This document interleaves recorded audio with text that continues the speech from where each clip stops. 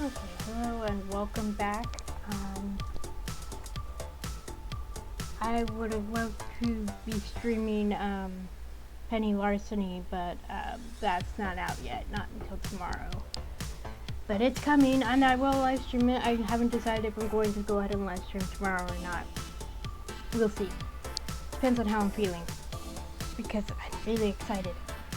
Also, Baldur's Gate came out last week, and I put in I'd say 12 hours so far, but that's me consciously trying not to play for hours for too long at a time.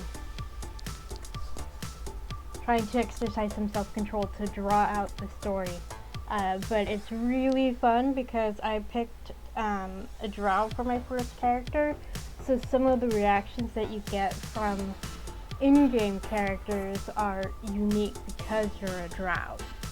So I was between a drow and a tiefling for me, and I picked drow because they are so different. Like, you run into a deep gnome and you helped him out, and he expected you to enslave him, because that's what drow do to deep gnomes. And you're like, I forget exactly what the options were, but I was basically like, but to me I was like, no, I'm not enslaving anyone. So that sort of thing. But today, of course, we're going to be working on A Summer's End. According to the page on itch, it's supposed to be about 8 hours of gameplay, and we played for about 2.5 hours last week. So I'm estimating 4 sessions to get through this. So I thought about playing this on Wednesday, but I just didn't feel it, so I didn't. So who knows? So let's go ahead and catch up. So what happened was, you're an office worker, and in Hong Kong, obviously, and this is during the 80s, so stiletto heels. One of your heels breaks, so you end up having to buy flip-flops and go to work in those. And your boss suggests taking your shoe to this cobbler to have him repair your shoe. And you do, and you meet his daughter, who's really outgoing and energetic and seems to take a shine to you. And so you live with your mom because your father passed away when you were a teenager, and you forgot to let your mom know that you were on your way home, that you were going to be late. So your mom basically stayed up waiting for you that first night.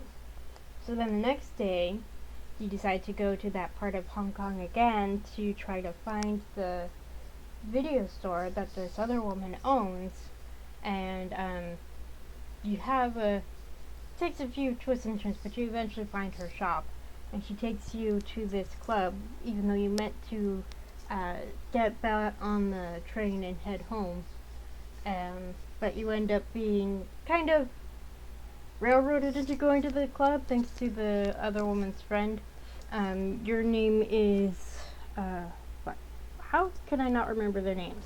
That's so stupid. How do I forget them?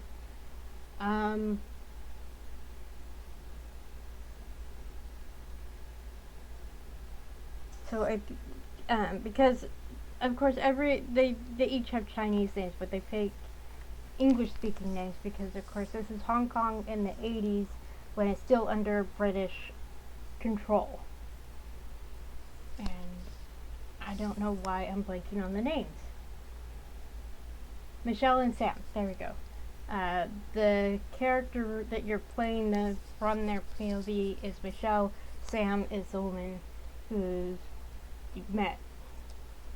Right, so you're in the club, and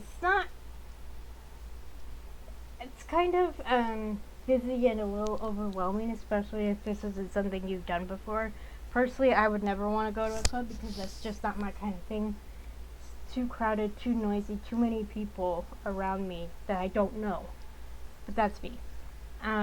So you end up going to stopping for food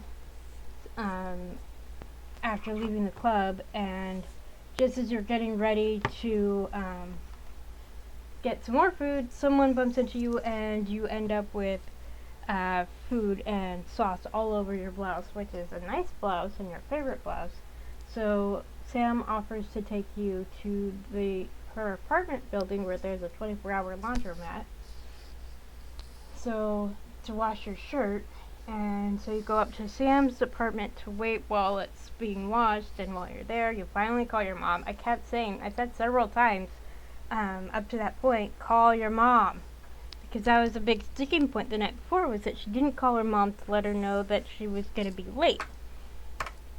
And part of that is down to how Michelle's father died. He was in a car accident, and you were taking a cab to get over to the hospital where he was taken. By the time you got there, he'd already been declared dead. So you didn't even get to see your father one last time before he passed away. So, anyway, so while you're waiting at Sam's apartment, Sam kisses Michelle, and it was very lovely. Actually, there was gallery. Here we go, right here.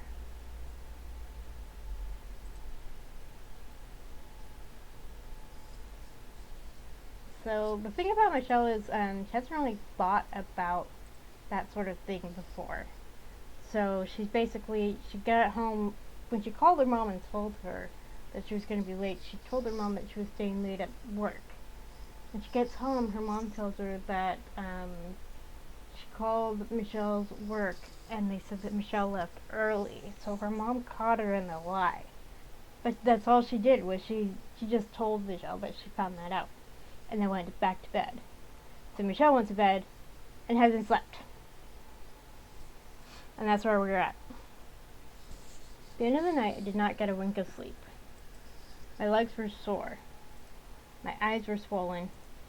How was I going to get myself to work like this? I laid on the bed ruminating over thoughts of calling in sick. I was just thinking that. But I better not. If I miss work, I trouble my coworkers and give myself a harder time at work the next day. Girl, think of yourself, not just everyone else. But I'm pretty sure that's just the way the things work. At least in this society, the way things are set up now. I don't know if that's the same. I think it works similar in Japan, because it's just,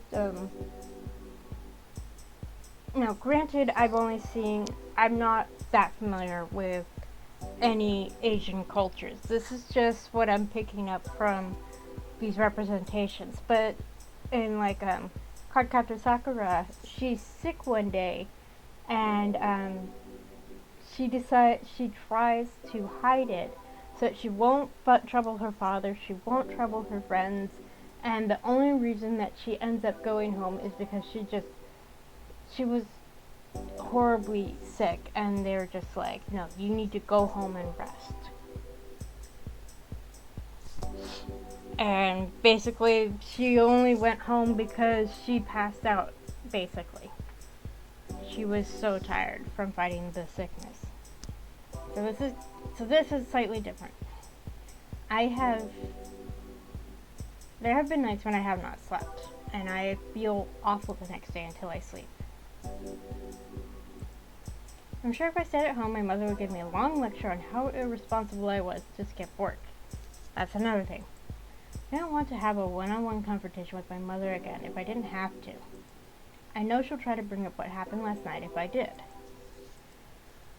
Whoops. Keep doing that. I keep accidentally hitting the right mouse button. That's why that happens. I have to force myself to get up soon. I looked at my clock again. I had some time to spare. I chose to keep my eyes closed for a little bit longer. I had time until the morning alarm sounded. Beep. I groaned. I reasoned to myself that I could stay in bed for another 5 minutes if I ate while walking to the station.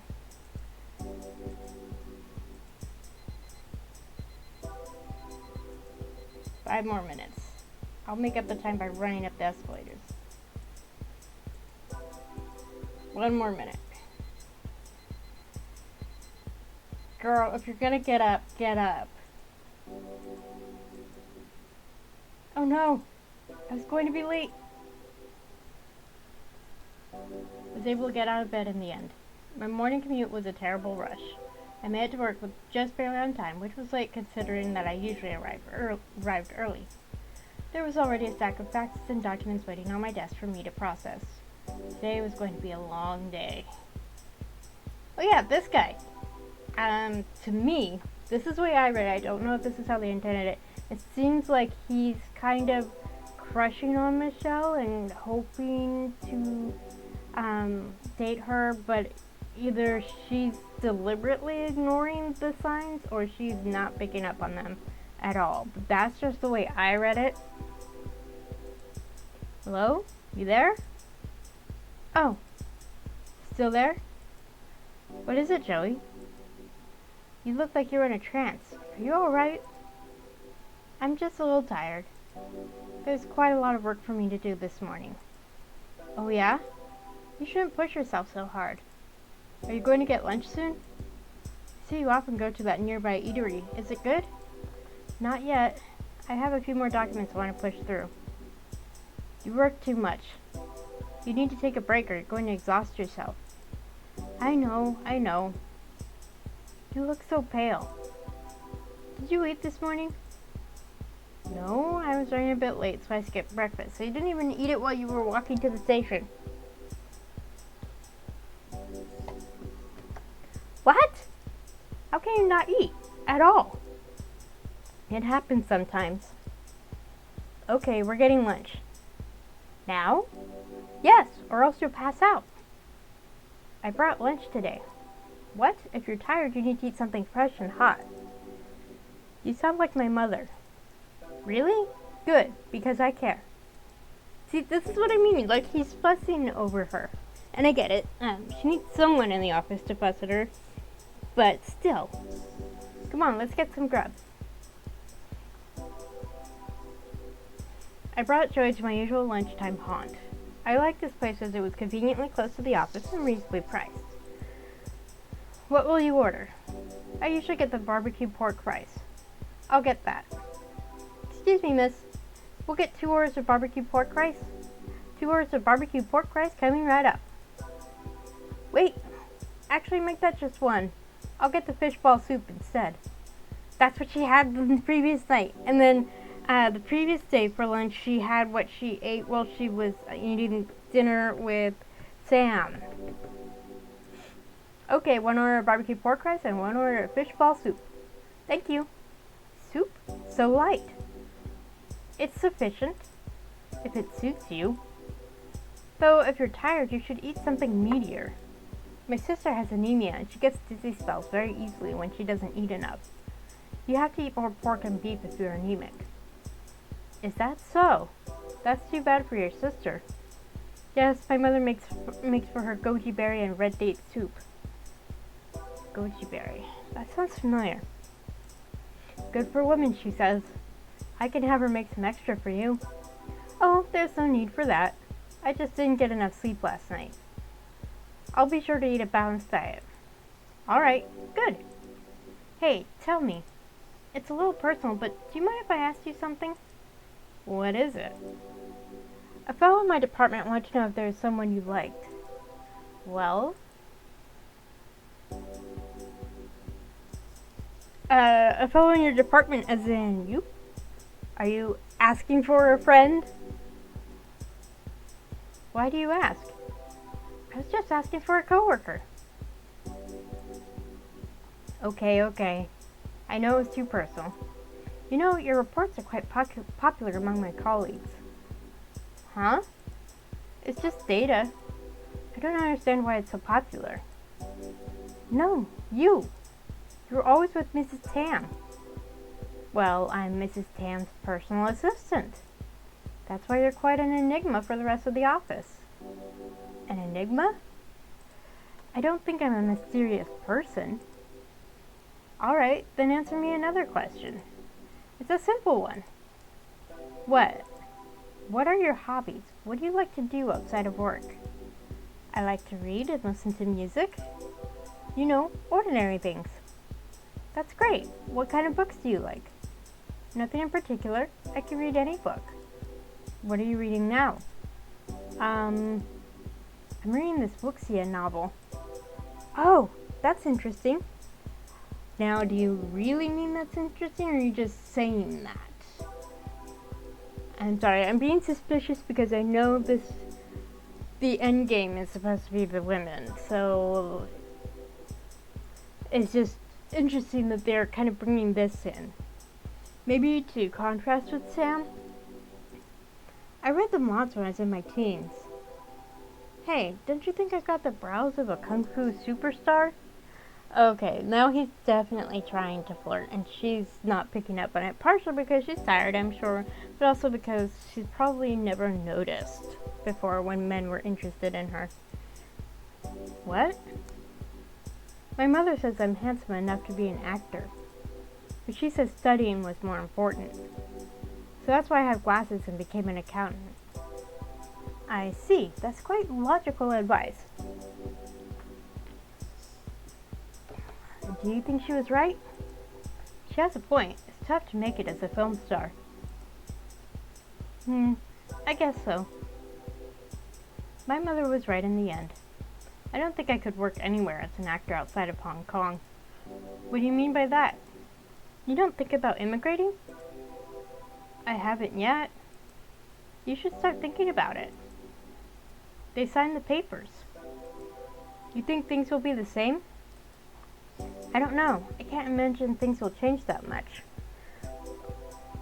So I think he's talking about the papers that will transfer control of Hong Kong to China from Britain. Are you thinking about leaving Hong Kong for good? I plan on it. I went to college in America. It's not bad. The roads and houses are huge. Everything, including the food proportions, are bigger. And they keep getting bigger. Oh my gosh. I got, especially soda. I asked for a small soda, and the cup was what used to be considered a large. And I don't like to play the whole back in my day, but it's just, everything is getting bigger, and it's annoying because I don't eat that much compared to other people. My whole family, we generally don't eat a lot to begin with. And the proportions they give you at fast food restaurants in particular are ridiculous. No wonder there's a problem with people gaining weight. My dream is to own a big house with a big yard and raise a family. I see. That's quite an admirable dream. So why didn't you stay in America after finishing your studies? Oh, my mother wanted me to come back and find a wife in Hong Kong first. I see. You majored in English, right? It won't be too big of a change for you to live in America. Oh boy, yeah, he's definitely angling for it, but she's not quite getting it.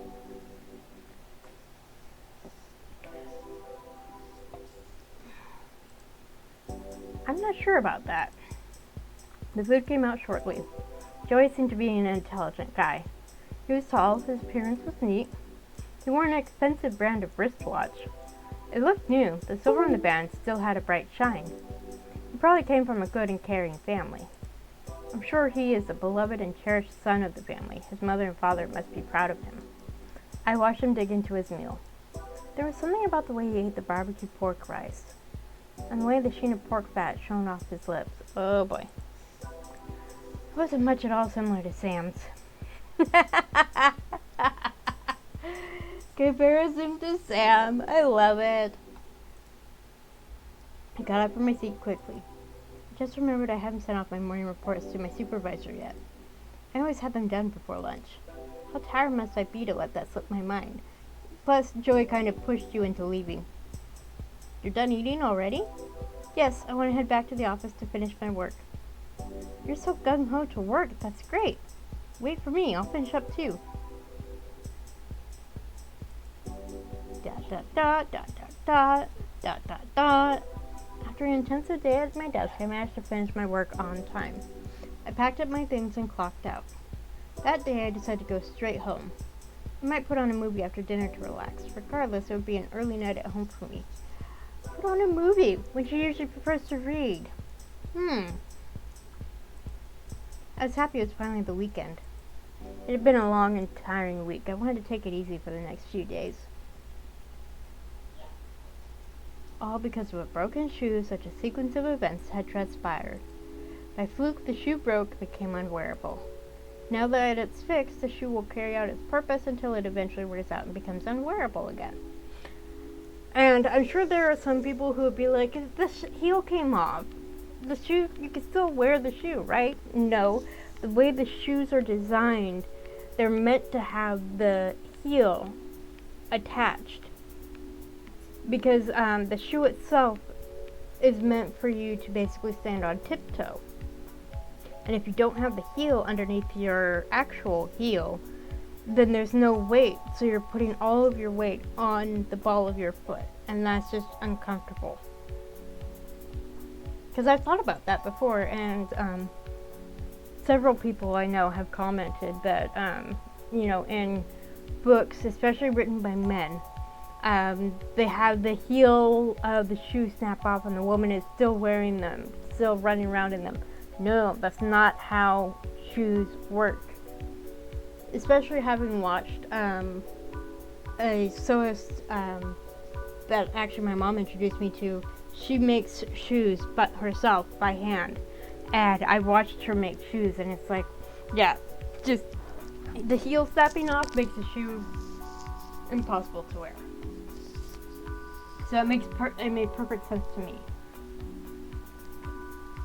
And that she had to buy an entire pair of shoes just so she could function. Until then, the shoe has no need to be repaired by a shoe cobbler. In the same way, a healthy person doesn't need to be seen by a doctor. Except to ensure that your health is still fine, checkups and all that.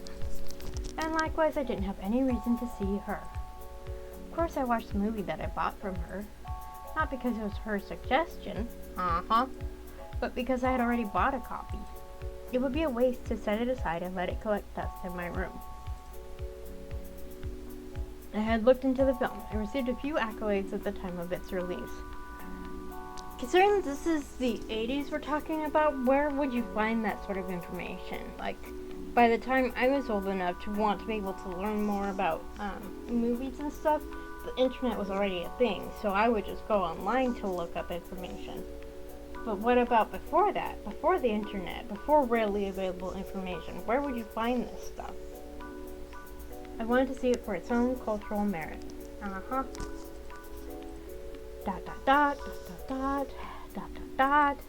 watched the movie. The main character. She struggled every moment in the film to be accepted as an equal in society. She struggled until everything was taken away from her. Everything she did almost felt like it was done in vain. It was a very depressing movie. Sam, what did you think after watching this film? Haha. I stopped the tape and rewound it to the beginning. Saturday was the day that I have time to tidy up my room and prepare for the next week. I had done my laundry in the morning and finished sorting everything into its proper place. There was one item that did not have its proper place, however. I still had Sam's shirt that I borrowed that day. Yep, and she still has yours. I pondered on what I should do with it. I thought against hanging it up in my closet. Having it would be an eyesore reminder of that strange night I spent with her. Tossing it out would be too heartless. She still had my blouse. I wouldn't want her to toss out my blouse. It was Italian silk. I don't know about Sam's cotton shirt, but mine had monetary value. I hope she didn't throw away a perfectly good shirt. I should get back my blouse and give the shirt back to her. That would make us even. We won't have anything more between us after that. You keep telling yourself that.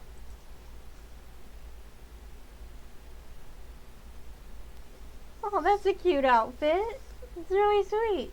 And I would love to see more of the hat. The hat looks good on her, though, the way it's framing her face. Mother, I'm going out today. We're going out? Who are you meeting? I'm meeting a friend. A friend? Yes, a high school classmate. Where are you meeting? Just at the markets in Mongkok. We'll look around there and have lunch nearby. Dot dot dot. The skirt you're wearing is so short. I mean, kinda is. And white color? Anyone can easily see your white underwear. Mother. No? You should change into pants if you're going out alone. It's fine, Mother. It's dangerous, especially in such a busy place. Everyone dresses like this on a hot day. Really? I'm not going far and I'm not planning to be out long anyway. When will you come home? I don't know. Dot dot dot. I'll be home by dinner time. Okay. Make sure to come home earlier. I'll make your favorite fish maw soup. Alright, I can't wait to have it. I'll be back home soon. Bye bye.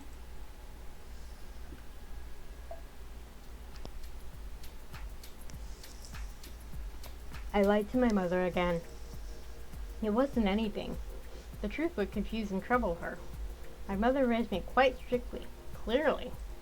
It wasn't until after I finished high school that she eased up about me going out to meet with friends. In the past, she had to vet and approve who I was seeing before she let me leave through the door.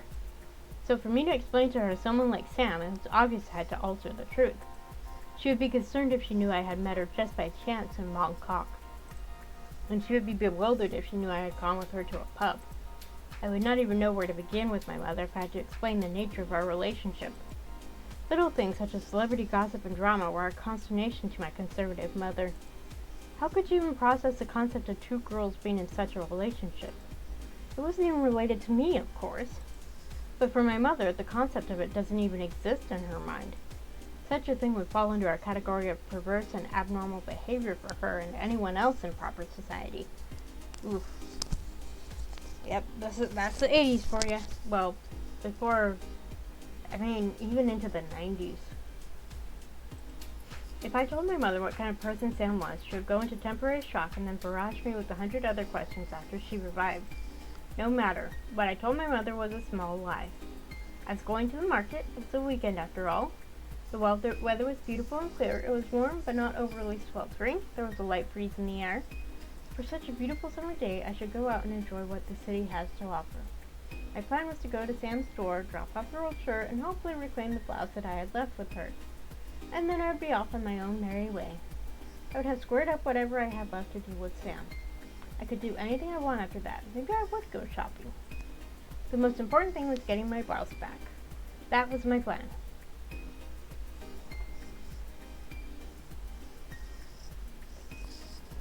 Why do I get the feeling that it's not going to go to plan?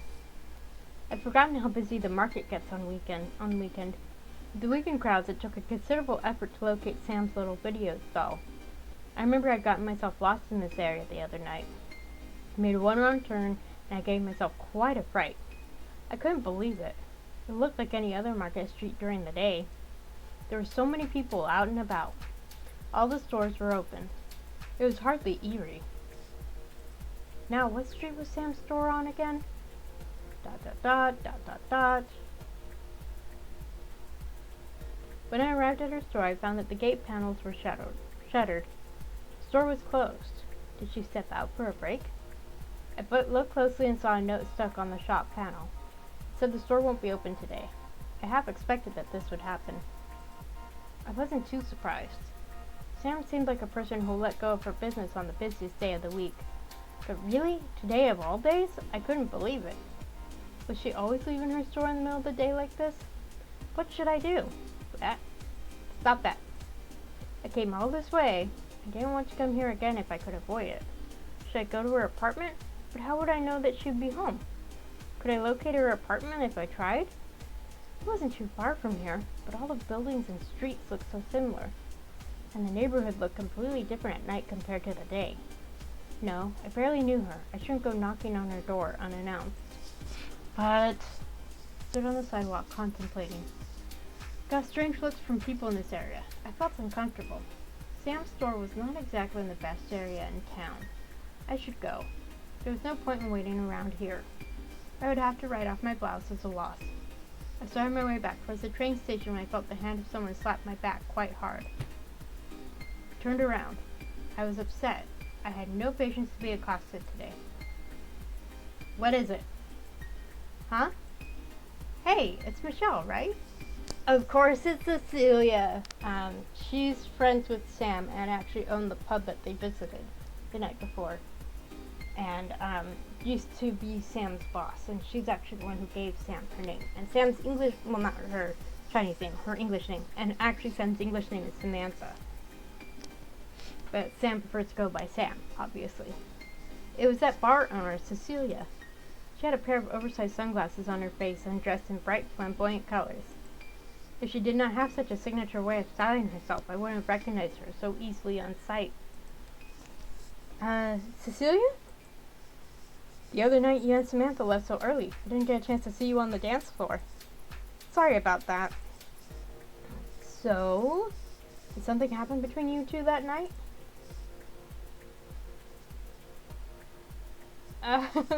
Nothing happened. Of course nothing happened. Why are you so upset? I was wondering because Samantha was acting odd yesterday. Huh? You don't know? ... Well, whatever. You're meeting Samantha here, right? No, I was just in the area. Oh, why do you always have to be so coy? Dressed up like that. Like what? A white skirt? Who are you fooling? That's the second time her skirt has been commented on, oh my goodness. Well, it's too bad you met me instead. I'm also looking for Samantha. I need one more person to play bird with me later. Well, don't ask me, I don't have any idea where she is. Do you play Mahjong? No, I don't. What? The closest I've gotten to playing Mahjong is the computer games where you're just matching tiles and stuff. You're joking. I'm not. You should try. We have Mahjong nights at my house every Tuesday. I'm busy. Talking to you is like talking to a brick wall sometimes, right?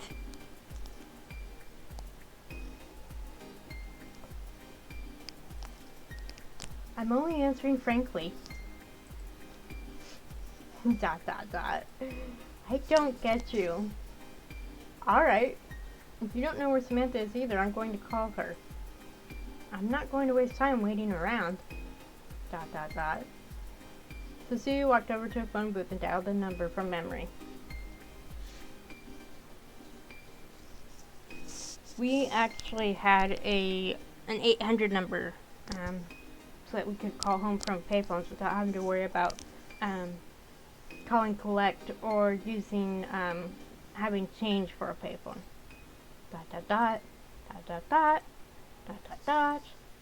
She didn't seem to wait long before hanging up. She's still not picking up. Good thing I got her a pager. She's always so difficult to get a hold of. If she's not picking up, she's probably out. I'll leave her a message. Cecilia dialed another number and left a brief message with the operator. She walked back to me and proceeded to take out a large ringette of keys from her jacket pocket. Cecilia sorted through the set of keys until she found a small silver one that she used to unlock Sam's store gates. Why am I not surprised that Cecilia has that? She pulled the gates halfway up and gestured to me to go inside. Okay, she should get a message soon. Just wait a bit longer for her. She's usually good about answering messages. I was actually about to leave. After I went out of my way to help you? I've already waited long enough. I'm going now. I didn't make plans to meet her anyway. Why do you act like this? I really don't understand. What? If you're going to do something, then do it. Don't back out halfway. Huh? Are you going to wait in or not? Inside the store? Well, are you going to squat on the street? No, of course not. Then step inside. I followed Cecilia into Sam's store. It seemed like Cecilia won't let me go unless I conceded to her. I'm surprised that you have the key to the store. I'm not. Wasn't this Sam's store? I had ownership of this space before the lease got transferred to her. I kept the spare key. You never know when it might come in handy. I figured it was something like that.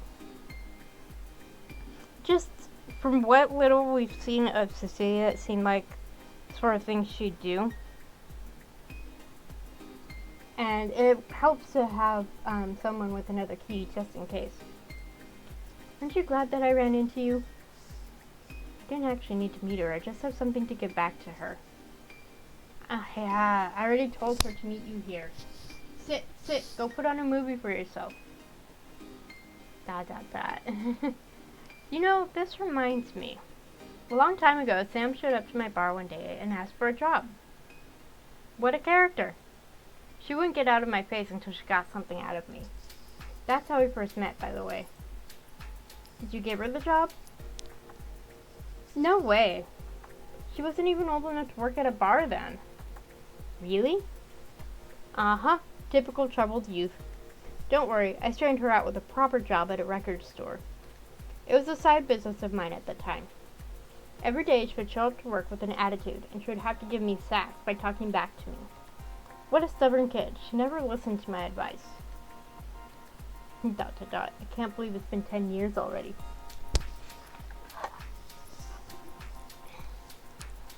So, yeah, okay. I don't know what the drinking age is in China, or if at this point, Hong Kong was going by, British, drinking age rules, which was 16? I forget. But that would make, Sam at least in her mid-20s. This place used to be that record store. Laserdiscs on the shelf used to be vinyls. That wall over there used to display the cassette tapes. Time really goes by quickly.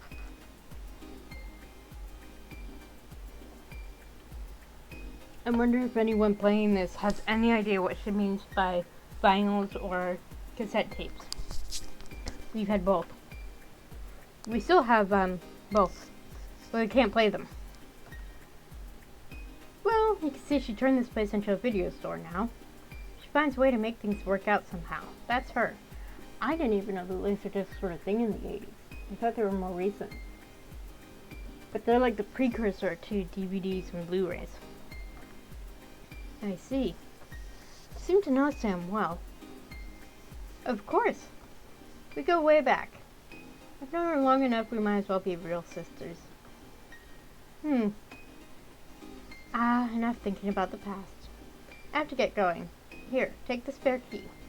If she's somehow a no-show today, just lock the store back up and throw the key into the mailbox. You're going to leave me here? If you don't mind.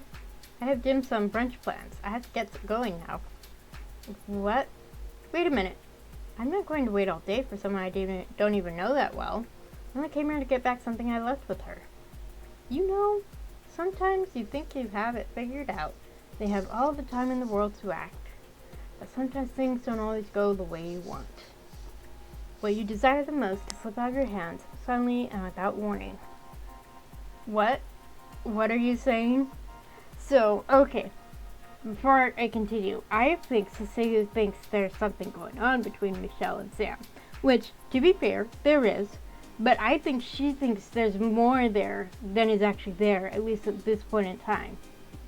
I'm sure she's aware of Sam's attraction to women. Whether Sam is also attracted to men is irrelevant at this point.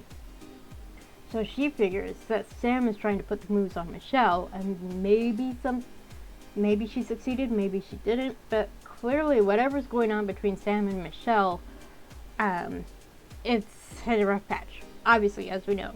But I think with Cecilia, she's trying to encourage Michelle to go for it, to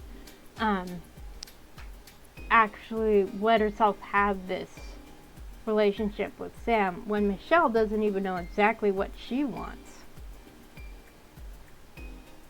Like, there's signs to me, not just as a writer, but as a reader, that Michelle does want this thing with Sam. She's just not letting herself think about it. She's not letting herself consider that it could happen. I mean, look at what she thought about her mom's opinion on the matter. So yeah. So I think this is Cecilia's way of trying to encourage Michelle to let her have this thing with Sam. I honestly don't like someone who is wishy-washy about things. They complain when things go wrong, but they have no right to complain if they've been sitting on their hands the entire time. I don't understand why Samantha is into... ... Why am I rambling to you? Let me ask this clearly. Are you pursuing Samantha? What? Are you?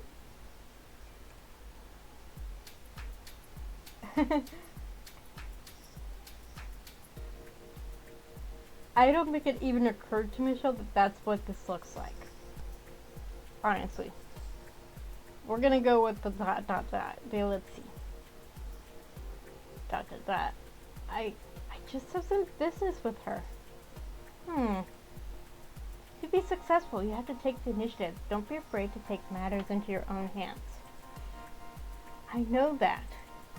Pride is important, but there are other things to consider as well. I'm sure you'll understand this someday. Ciao. Yes, that was Italian. And I know how to say it. I don't remember why. I think I saw it somewhere, or heard it somewhere. I just know it's Italian and that's how you pronounce it. ... Cecilia walked away in a huff. She seemed agitated about something. I saw her get in a cab and she disappeared out of my sight as quickly as she came. I was left alone in Sam's video store. I got the gist of what Cecilia was saying to me. Was she actually trying to help me, or was she just antagonizing me? Honestly, it looked like Cecilia was trying to help. Just in her own Cecilia way. I didn't understand why she had to bring it up. I looked outside. No sign of Sam. I walked back into the store and took a seat on the folding chair that Sam had left out. I didn't understand why someone like Cecilia would trust me with the key to Sam's store. I glanced around the empty shop. I suppose there wasn't much for anyone to steal. I checked my watch. I'll give it half an hour. I didn't want to wait any longer than I have already. Yeah, I think Sam just needed to take time for herself. If I didn't meet Sam today, I suppose I could leave the shirt I borrowed from her in the store. I washed it and had the consideration to bring it back to her. At least I won't owe her anything more. ... As time went by, a few people had knocked on the half-open gate and inquired if the store was open. I had to inform them to come back another day. There was a good number of missed opportunities for sales. Such inconsistency must not be good for business, I thought to myself. I waited. I had read through every movie title she had in her store, but none of them had really, caught my interest. I turned on her television. Sam had left a movie in the VHS player. I watched a part of it. It was almost near the end. It was a black and white Japanese film about a young woman who was pressured by everyone in her family to marry. After much resistance, she eventually decides on marrying an older widowed man. That's how the film ends. ...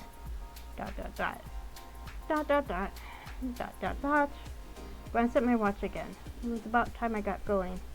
Put down the bag containing Sam's shirt on the counter. I turned off the television and the lights. I stepped out of the store. I pulled the gates all the way back down. With the click of the lock and the plonk of the key thrown into the tin mailbox, so ends my short run as a shopkeeper. Perhaps I'll return to this post again someday. Just kidding. I was about to leave. I heard a voice call out to me. Michelle! I bet that's Sam. Before I pressed to continue, I bet that's Sam. I looked behind me. It was her. Ha! It was unmistakably Sam. I recognized her quickly. She was waving her arms at me from across the street. She wore a jean jacket with matching jean shorts. Her jacket looked bulky and heavy, while her shorts looked thin and ragged. Judging by the length of her shorts, I knew clearly that Sam was not a person who was shy to show leg. Has she no shame? Look who's talking! I couldn't get why she was like this. Sam could be feminine one day, boyish another, and something in between the next. I could never pin down her style. Something about it made me feel irritated that she could be so free like this. Sam was smiling. She shouted my name again, pronouncing it loudly to the open streets. I had already acknowledged her with a slight head nod. There was no need for me to yell back to her. I waited for Sam to be next to me before I replied to her. I think there's a word missing there. Sam jogged lightly towards me. She skipped across the traffic, nearly causing an accident. Sam ought to be more careful. There was some sweat on her brow. She looked out of breath as if she was in a hurry today. I saw that Sam was holding a bike helmet and a large bouquet of flowers. It's really Michelle. The cat came back. I mean, if you really think about it, they're both showing about the same amount of leg.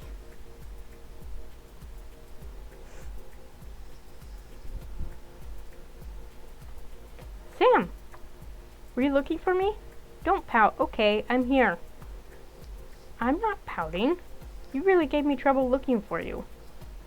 Well, you found me. I came to give back your shirt. I left it on your store counter. Thank you. I forgot all about it. How'd you get in the store, though? I ran into your friend Cecilia on the way here.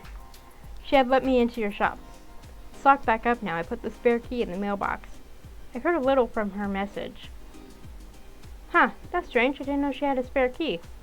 Well, that's something I have to sort with her. Can I get back the shirt I left with you at the cleaners? You picked it up, right? Of course I did. Can you get it for me? I'm sorry, I have to be somewhere soon. Can I grab it for you later? I have to get going. It's an important day for me. I promise I'll give it back after. Oh, okay. Sam had her own plans too, huh? I was not surprised. It was a beautiful, sunny Saturday. I should have expected that she had her own plans and people to meet. It's not like we were friends. We were barely acquaintances. But I couldn't help feeling a little bit inquisitive. What's with the big bouquet of flowers in your hands? This is for a special lady. Oh, I would have gotten you a bouquet too if I had known I was going to see you today. Huh? No, I don't care for flowers. Would you like to meet her, Michelle? What? No. I'm going now. You're coming all the way to meet me. Since you're here, I want to introduce you to her. Come with me. No, Sam, I have plans already. That's too bad. I'm heading to Saikung. Saikung? Now, I don't know if I'm pronouncing this correctly. I apologize in advance. I mean, I apologized last time too, but I'm apologizing again. I don't speak Chinese, so I'm pronouncing these in the way that sounds appropriate to me. It may not be correct. Yeah, it's a lovely day to be by the ocean. If you can, I'd be happy if you'd come with me. ... I don't really... It'll be fun! Let me grab a spare helmet. A helmet? I'm taking the scooter. The scooter? Like a motorbike? Yes, of course. That's dangerous. Why do you need something like that? You can take a bus everywhere in the city. Well, sometimes I need something to help me move stuff around. It has a hefty compartment box for storage. And it has a pretty good fuel economy. I would say it's no more dangerous than the minibus.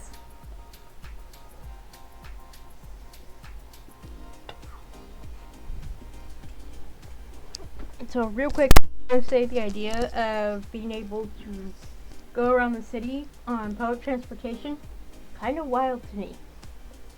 Because, like I said, I'm in SoCal. We drive everywhere ourselves because the public transportation system is crap. We have buses, we have trains, and it's a pain in the butt to use them.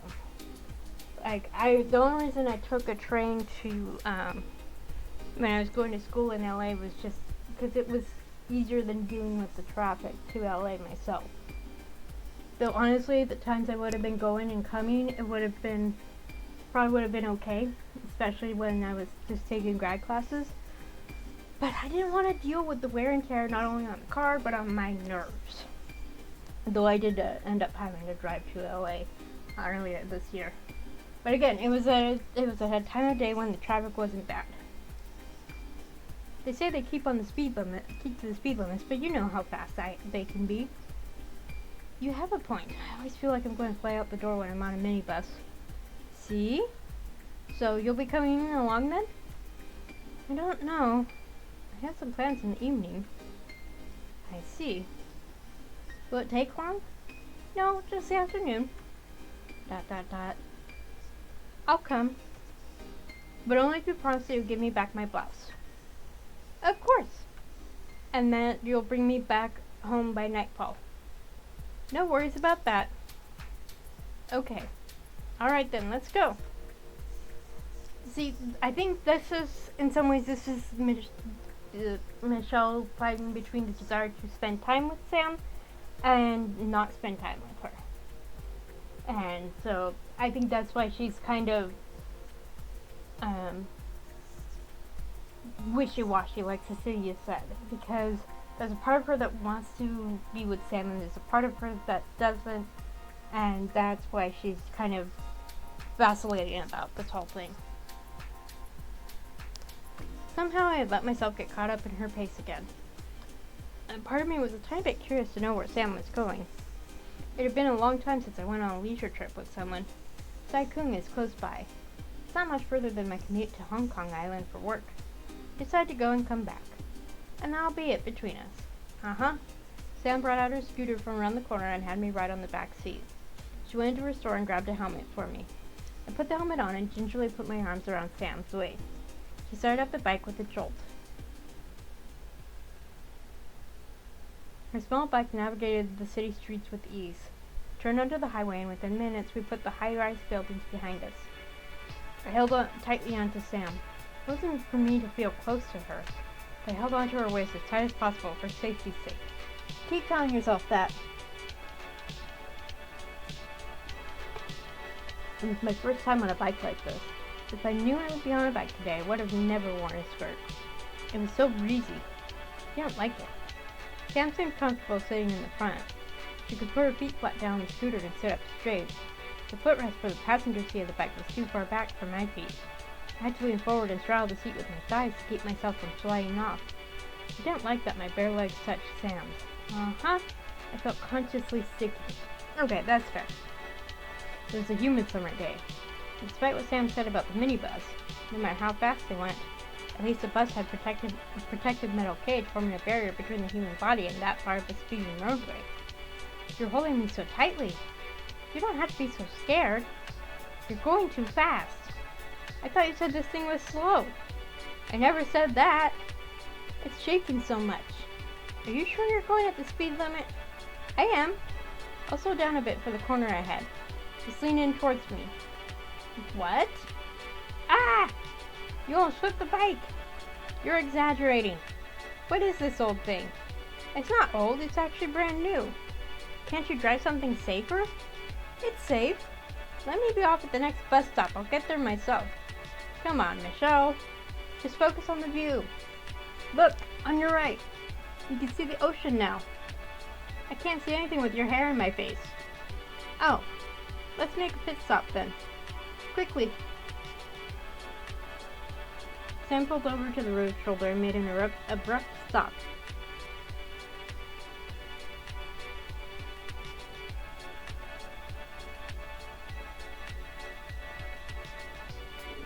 That's so pretty.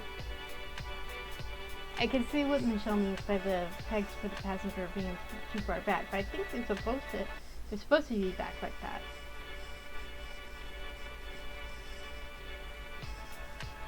I took off the helmet and I cautiously looked out.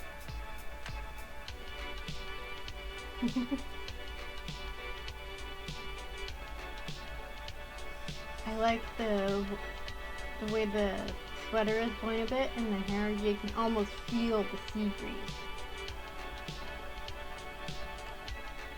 Dot dot dot. The side of the ocean glowing with sunlight was certainly dazzling. It was a gorgeous day, the wind against us was pleasant. I could hear the sounds of boats in the distance. Sam slipped off her bike and gestured for me to take her hand. I was about to get off the bike to get a better view of the ocean when a minibus whipped past us and nearly knocked the both of us off balance. Such feelings of amazement quickly dissipated into the wind. Let's keep going. It's a little dangerous to stop here. Dot dot dot. Sam started up the bike again. She continued riding along the road above the ocean. It was cooler here than in the city. As we continued down the road, there was less and less traffic.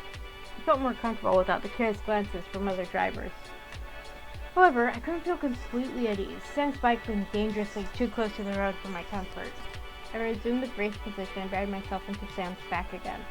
It's better to maintain a low center of gravity for safety's sake, I thought. I swore I heard Sam laugh, but it could have been my imagination. The sound of the motor was loud. I'm sure it wasn't her imagination. Sam's long hair was blowing into my face with the wind against us. It was hard to see anything without her wavy hair covering up the helmet visor. The heat of the summer sun brought out the smell of Sam's hair. The shampoo Sam used had a familiar scent. It had been a brand I used before? The image of my best friend from high school floated into my mind. What was that? ... That's right. My friend used a similar scented shampoo. I haven't thought about her in so long. She was the kind of girl who's always so clingy. She liked to link arms with me wherever we went, so what scent her shampoo was something I would without a doubt recognize. It was an unforgettable sweet and floral scent. A nostalgic feeling for our high school days sprung forth and welled up in my heart. I'd seen her less and less since I graduated high school. The last time I saw her was at her wedding banquet last year. I haven't seen her since then. Just how it is sometimes when your life takes a different course from another's. Yep, that's the truth. Yeah, I actually ran into a girl that I went to middle school with years later. There was a whole group of us that was in a band together, and she was one of them. She actually played trumpet, which usually the trumpet's for the guys. The guys would all play trumpets, the girls would play clarinet or flute or saxophone. It was usually the guys that played like trumpet or trombone or French horn. But yeah, this friend, she played trumpet. And my younger sibling had to go to a concert at the community college as part of one of her class, or extra credit for one of her classes. And one of the groups was a jazz group, and I'm looking at the trumpet section. I was like, I know her. That's my friend from middle school, because there were 2 high schools at the time that we could attend. And she was and she went to the other high school, and I went to so we kind of lost contact. We saw each other like briefly during high school, but that was it. So yeah, we talked with her a little bit after the concert, and it was her.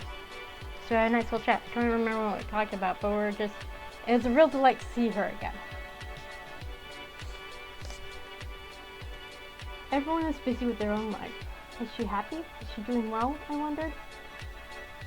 I looked up from Sam's shoulder and towards the shimmering waves in the distance. From the bottom of my heart, I wished her happiness. We're almost there now. Are you doing okay?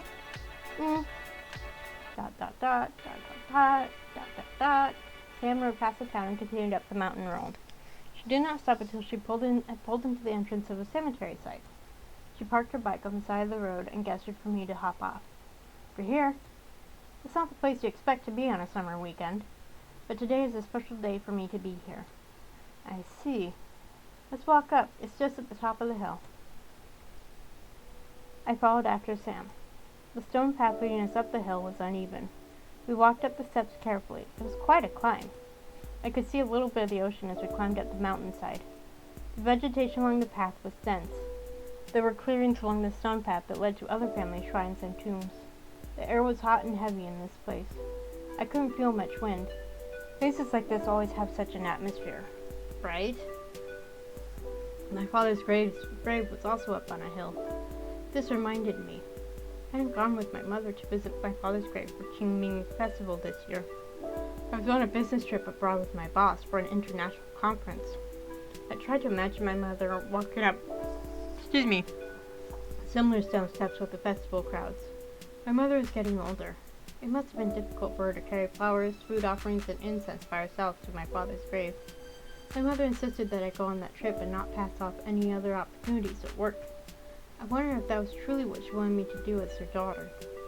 I looked towards Sam. She walked ahead of me on the narrow stone steps. Her back gave an answer of silence. I made a note to myself that I shouldn't accept any invitations for travel next year around the time of the festival. Dot dot dot. Dot dot dot. Dot dot dot. I kept climbing the stone steps, who eventually reached a clearing at the top of the hill. I saw that Sam's father was there waiting. He waited for us to join him. You're late. I've been waiting for you. I'm late because you forgot to bring the flowers. Scolding your old father. You're just like your mother. Oh, you're the girl with who's broken Fiores. Kayan, you're friends with her now? Yes, that's right. Friends with a rough girl like you. Dot dot dot. Well, now that you're here, I'm going to get the washing water. Michelle, this is my mother's grave. I thought so.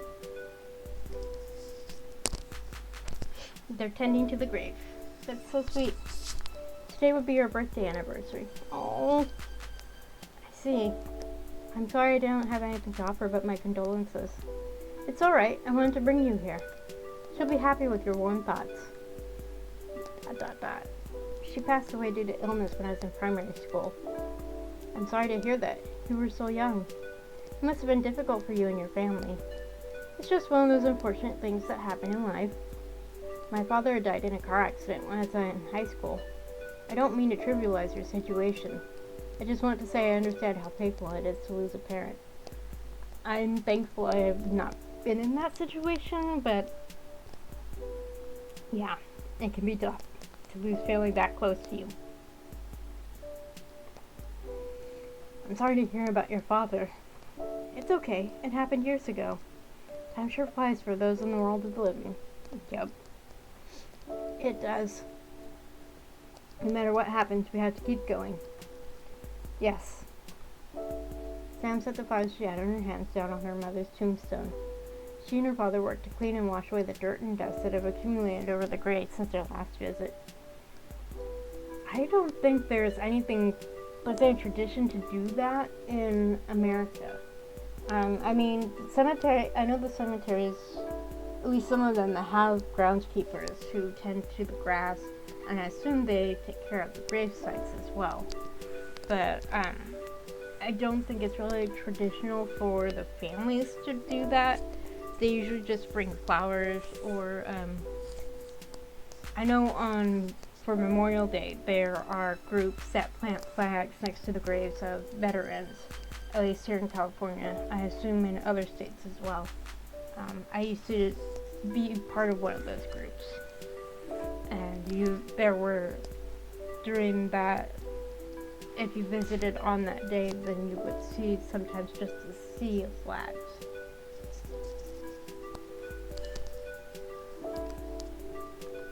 Incense was lit and a woody smell filled the air. I watched them burn offerings and quietly pay their respects to their departed family member. I lit a joss stick and prayed a small prayer as well. My heart felt heavy. Dot dot dot. It says something that Sam wanted to share this with Michelle. Because, usually you want someone you're interested in to meet your family. I mean, obviously friends too, but in some ways, there's just something special about introducing someone you really like to your family, whether you like them as a friend or something else. That's really significant. Michelle? You're crying. Are you alright? Oh, I am. Tissue? I haven't cried over the death of my father since I was in high school. Memories that I had with him came into my mind for the first time in many years. Perhaps it was a combination of the incense smoke in my eyes and that of Sam's words that have touched my heart. I thought of Sam's mother, too. I imagined a scene of her in a hospital bed, with the young Sam by her side. How painful it must have been for her as a child to cope with all that was happening.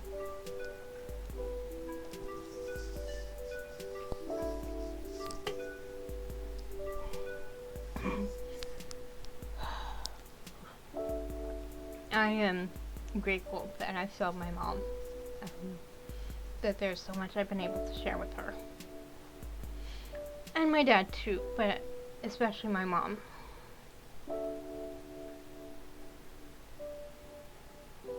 And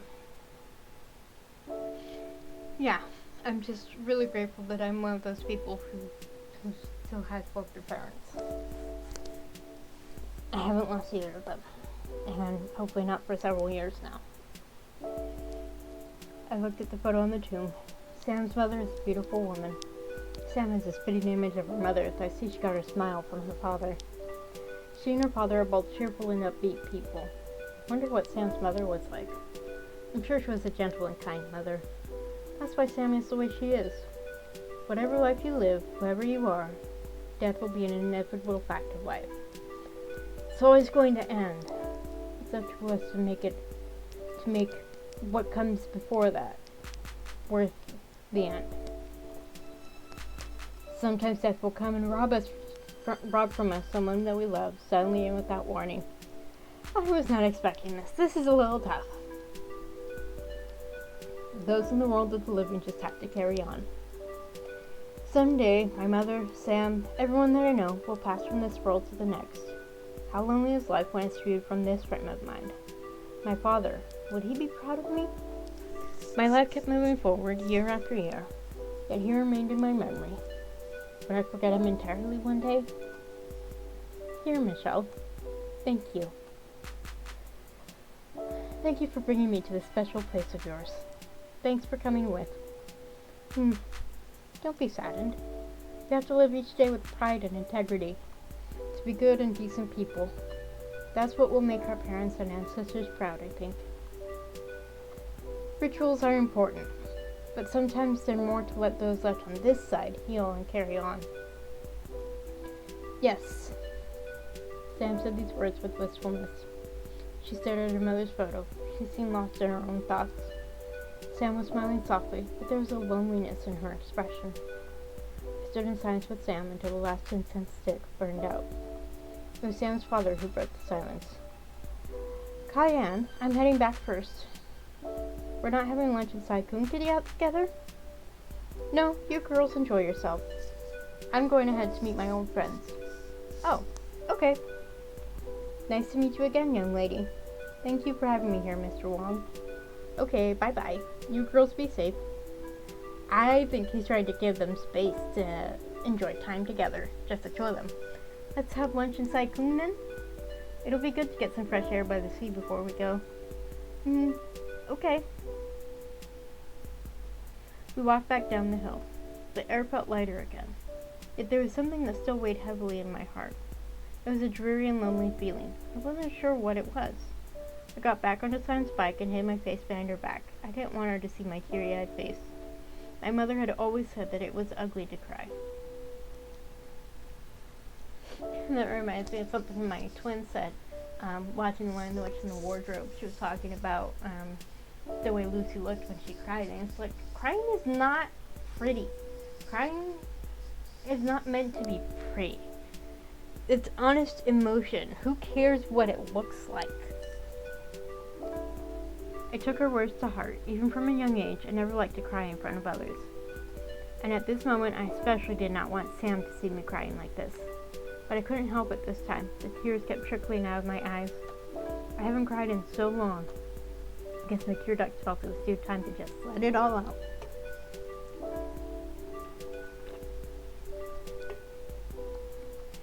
Sam didn't say anything, though I'm sure she must have felt the patch of wet tears soaking through the clothes on her back. She started up her bike and we rode onwards. I had to collect myself. There's no reason for me to feel sad or upset. I didn't come here with Sam to feel sentimental. I cried so much, I should eat something to restore my salt balance. I'll eat something quickly with her and have her take me home. That was the plan. Let's see if they stick to it. Because things never seem to go to plan. Which is kind of the fun.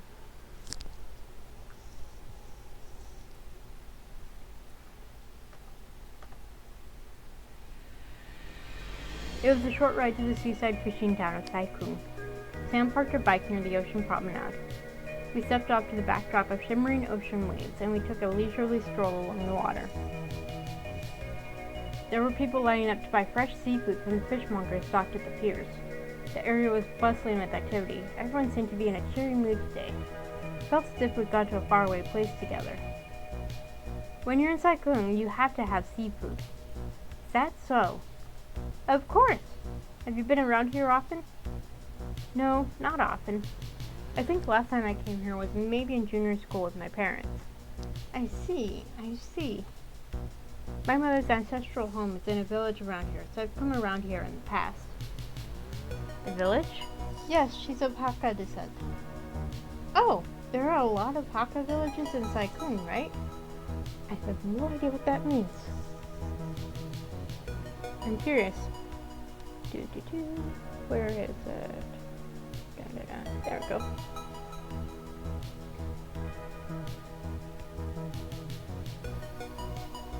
Come on, load. Thank you.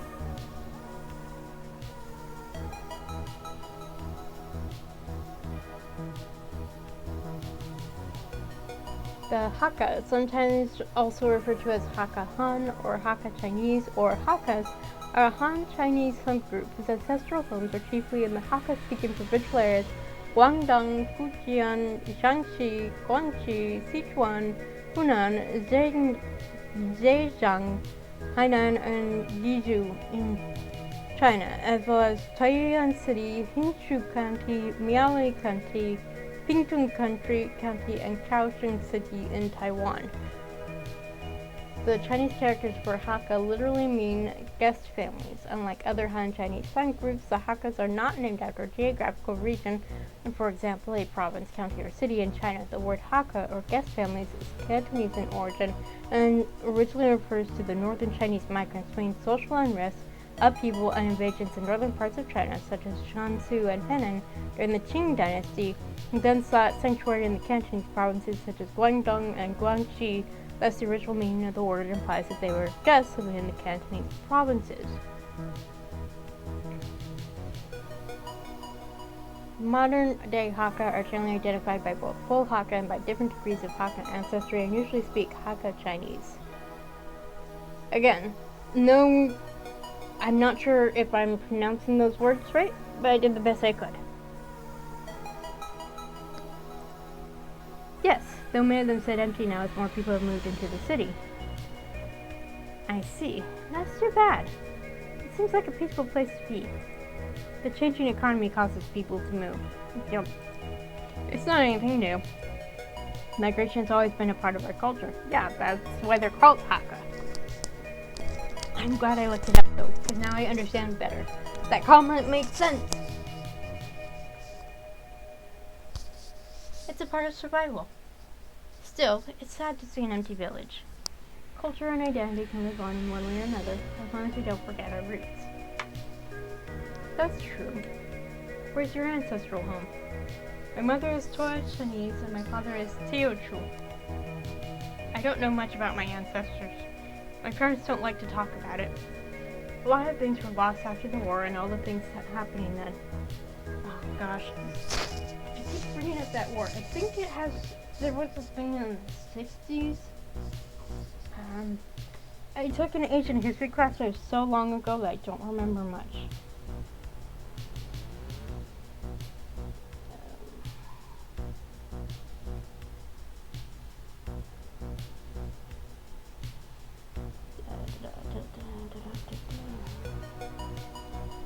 But I feel like this is something that we should remember. History of China.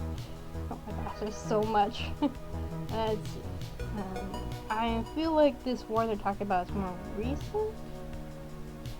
Okay, yes. I don't think. I would think the World War II or the Second Sino-Japanese War, but that seems a little too far back. I'm considering this is set during the 80s. People's Republic of China since 1949.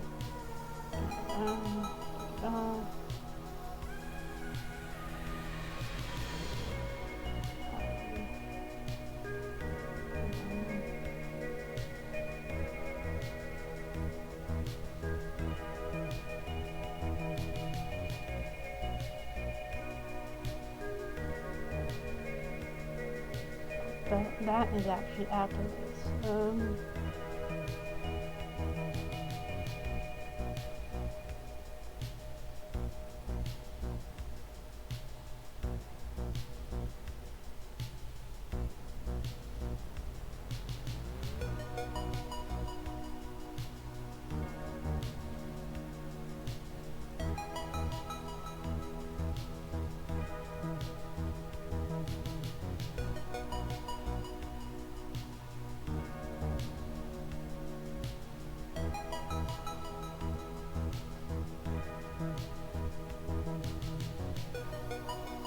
In 1966, Mao, the original leader, and his allies launched a cultural revolution which continued until Mao's death a decade later. The Cultural Revolution, motivated by power struggles within the party and fear of the Soviet Union, led to a major upheaval in Chinese society.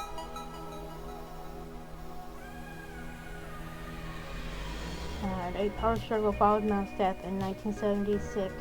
The Gang of Four were arrested and blamed for the excesses of the Cultural Revolution, marking the end of a turbulent political era in China. Okay, so that's probably what they're referring to by the war, is that Cultural Revolution.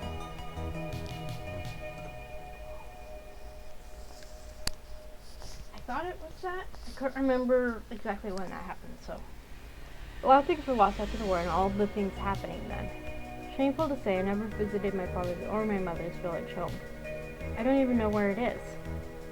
I see. That's alright, you shouldn't feel ashamed. Their legacy lives on through you. You're a beautiful combination of their heritage. Aww. And pretty sure Michelle is blushing? Yes, she is. You know, my mother wasn't very much traditionalist. I can't say I'm really close to her side of the family. Is that so? Yes, she left the village when she was young and found work in a theater company. Oh, scandalous!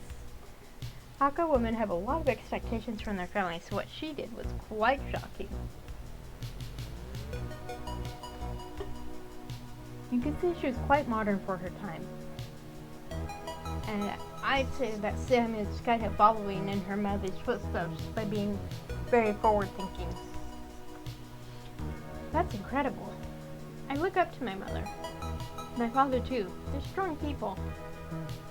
Sam, my dad's side is Teochew, so we have something in common, right, Michelle? That's right.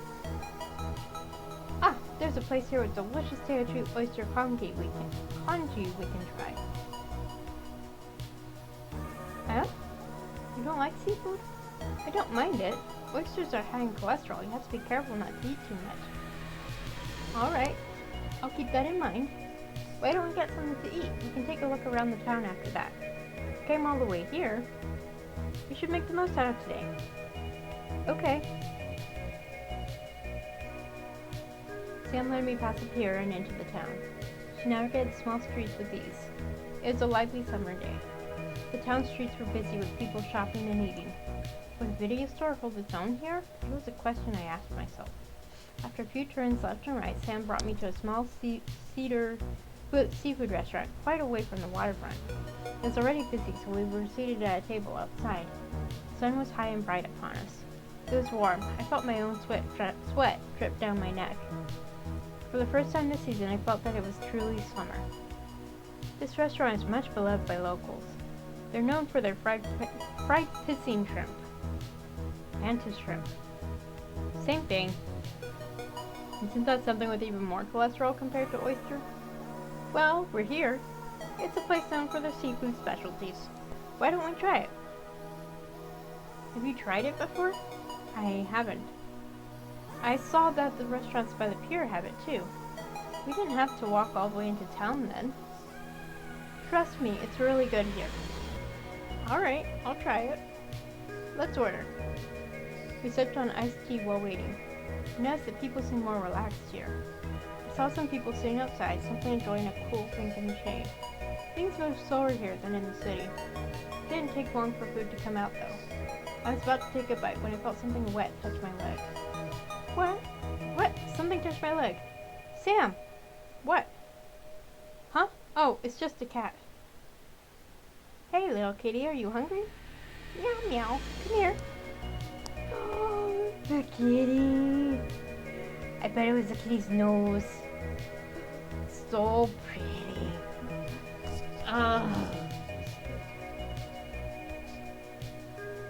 We have 2 cats at home. We've had at least 1 cat most of our lives, so. And when my mom was younger, they usually had they had several dogs. One of them was named Tad because her dad, when he saw the dog, said, "That's a dog." And the initials TAD, Tad. Anyway, a calico cat was sitting underneath the table. Sam was petting the cat casually without concern. Don't touch it. Why not? She's stray. So what? Look, she's so friendly. Come on, reach out your hand. Why? She wants your attention. Don't be mean to her. Alright. What should I do? Pet her? Yes, scratch her teeth. Okay. Aw, she's purring. She's rubbing against me. Keep petting her. She's kind of cute. Why don't you give her a piece of shrimp? Yes, we're gonna feed the cat.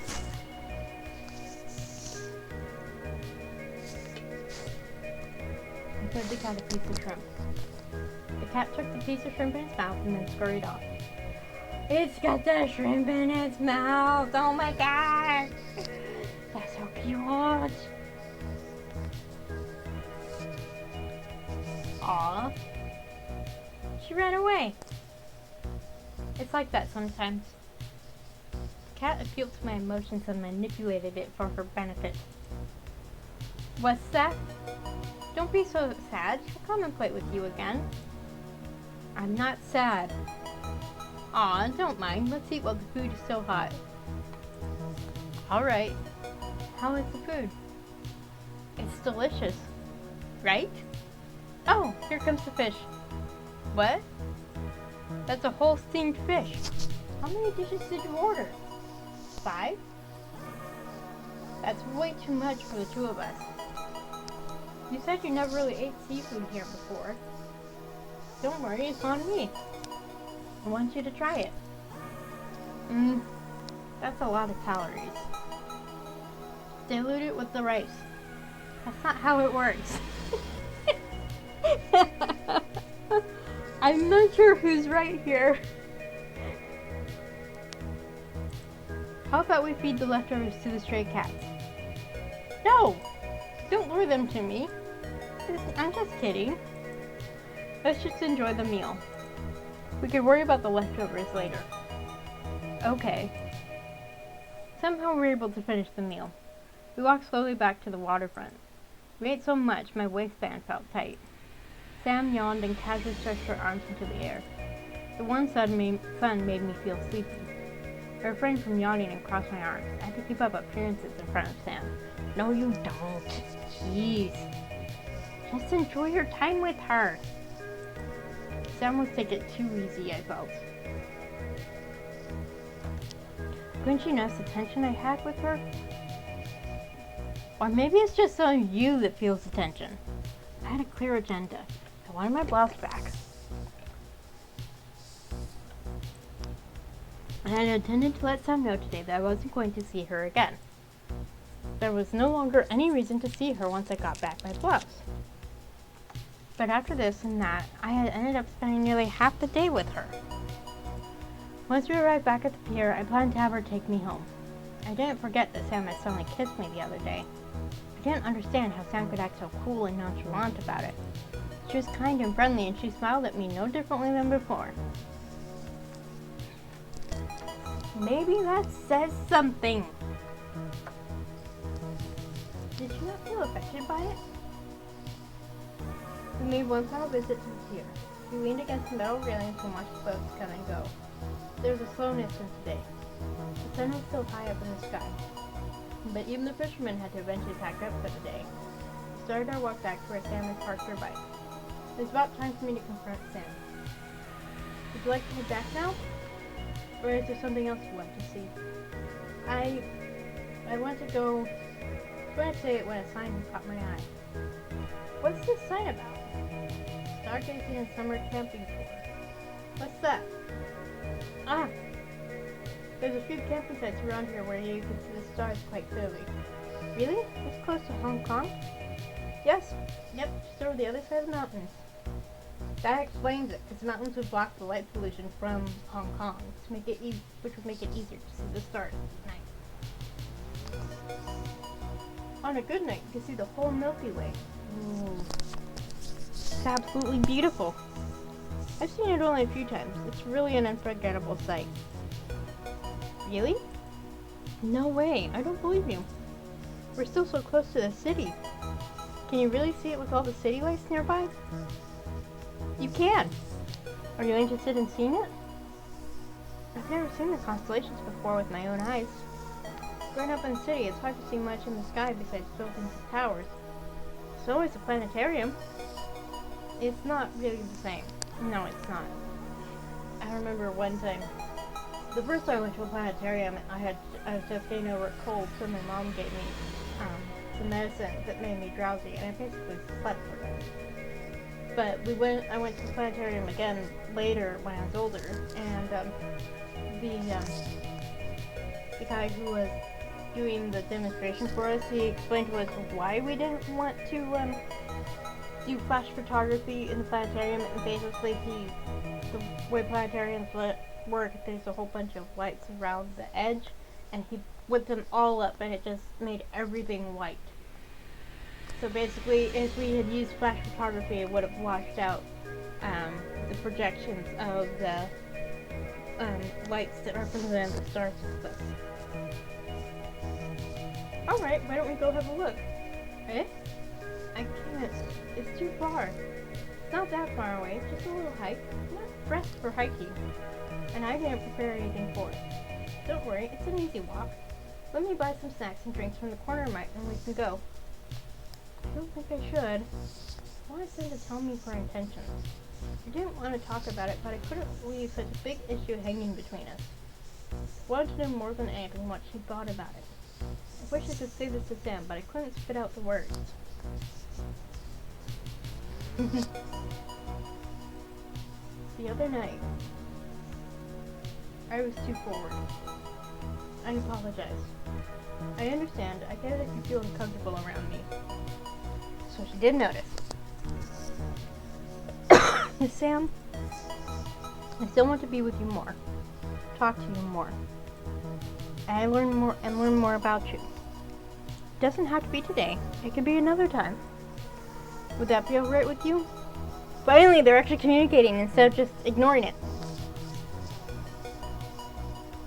For a moment, I sensed that there was a vulnerability in Sam.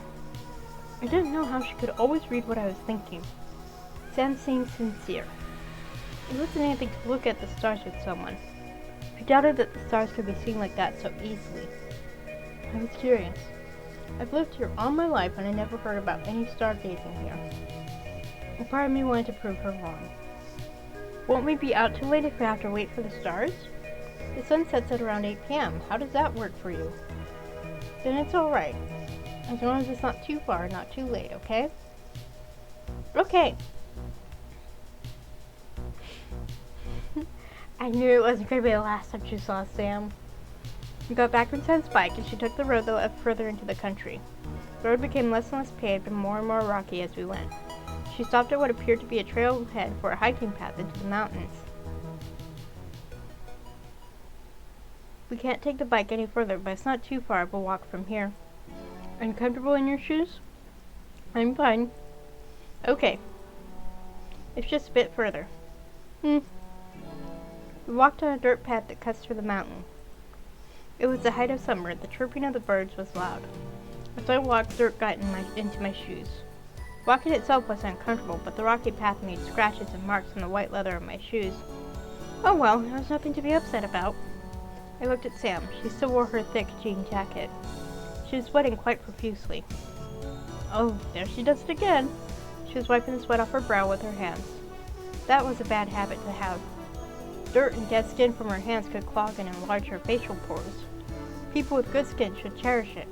I passed my handkerchief to Sam. She passed it back without using it. Suit herself! I wiped my own sweat from my neck. We kept walking and walking. I wasn't exactly sure where Sam was taking us. There was no view other than shrubs and trees. The trail eventually took us through the woods and onto the grassy mountain hills.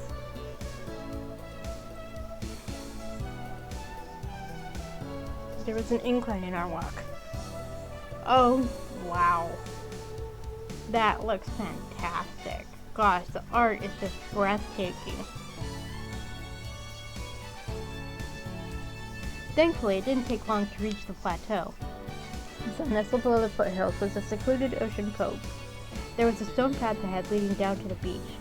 I felt the salty sea breeze from the top of the hill. It was pleasant. The sky appeared much bluer and wider here. It seemed as if the horizon stretched into eternity. I stared into the endless blue. My head was spinning. The height made me feel dizzy. Sam tapped lightly on my shoulder.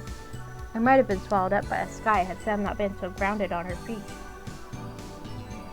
Drink some water. We're just about there. You'll feel better in the shade below. Okay.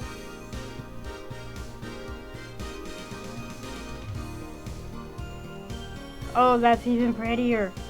Wow.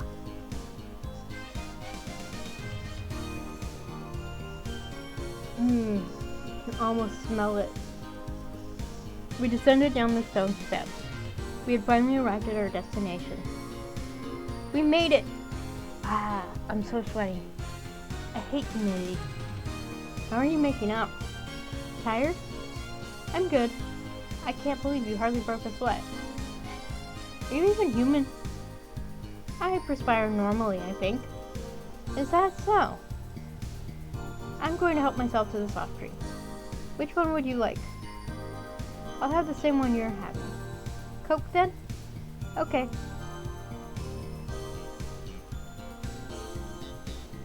It's beautiful here. Yes. I'm surprised not a lot of people are here. We're at a secret spot. I used to come here and to some of the beaches further out with my family. We used to stay past sunset and make bonfires. Is that so? Yep. I never did such a recreational thing with my family. It's pretty fun. What kind of things did you do on the beach with them? Lots of things. We ate snacks, played cards, swam, fished, and of course we watched the stars. It's too bad we don't have a tent today. We could sleep outside with it. You know, the crabs come out at night and pinch you all over if you fall asleep on the beach. Really? That sounds exciting in its own way. Not really. It hurts. Let's make a spot for ourselves in the shade over there. I'm about to burn up in the sun. Wait, Sam. What is it? A cool pack. I got it from the convenience store earlier. For me? Yes. Oh. I'll put it on the back of your neck. Oh. Is it okay if I touch your hair? Go ahead. I don't mind. Thank you. It feels nice. Your skin is quite red now. It's going to peel if you let it burn like this. You need to take care of yourself more, you know. You must be hot in your jacket. Michelle? Sam? Could you take it off? Huh? There's people around though. What? I mean for the bug spray. I got it at the convenience store too. I'll spray it on you. Oh. It's okay. You can use it for yourself. I don't need it. You don't need it? In this subtropical climate? I'll take my chances. I don't like the sticky feeling of bug spray. I rarely got mosquito bites anyway. So you're one of those people. Well, don't ask for my no pico if you get bit. Your no pico?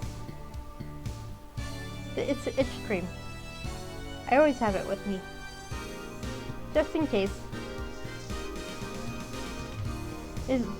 Talking about bites makes me itchy. You never know with mosquito and bug bites. Oh, Michelle, you're really prepared for today. I always get a bad reaction from mosquito bites. It's for my own sake. I didn't bring it specifically for today. I mean, you're the one who should be more prepared. You don't even think about putting on bug repellent when we're outside for so long. Ah, stop that. Stupid fingers. Okay, I'll put it on. I wouldn't want to attract any more bugs to us. Could I bother you to apply it on for me? Sure. You can help spray your back too. I'm fine for now. I already sprayed myself earlier. Maybe in a couple hours. I got the concentrated spray, but it says to apply every 5 hours. Really? Does that mean I have to spray it again later? Of course. Let's not forget about the sunscreen too. Huh? Don't tell me you didn't apply sunscreen. I forgot. This is why they're gonna work as a couple, because somebody has to be the responsible one, and clearly that's not Sam. Well, I have some in my bag if you want to borrow it too. When it's 30 SPF, you have to apply every 2 hours. That's amazing, Michelle. Your bag is like Dora Meow's magic pocket. Found a little spot for us to sit in the shade. The sea breeze was cool and the sand was warm under our feet. We positioned ourselves to look out towards the sea. The water was such a beautiful azure blue today. The sound of the ocean waves and rustling leaves was soothing to my ears. I could sit here and look at this for 10,000 years, I thought. Da da da da da, just time passing. Oh, that's pretty. That is so pretty.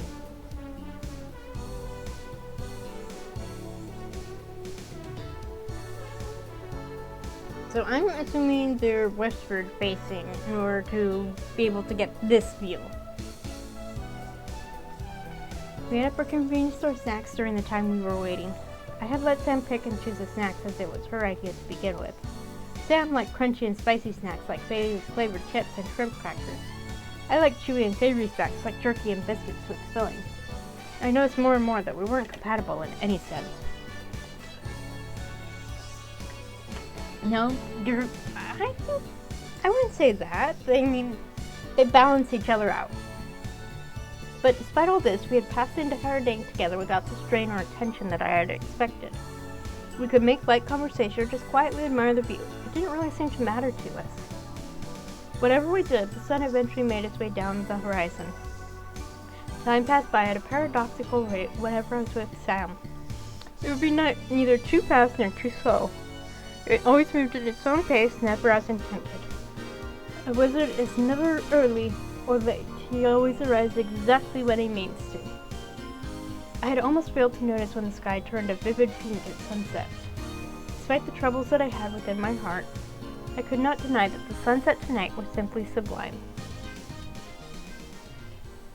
Da da da da da da da da. Sam? What is it? I forgot to mention.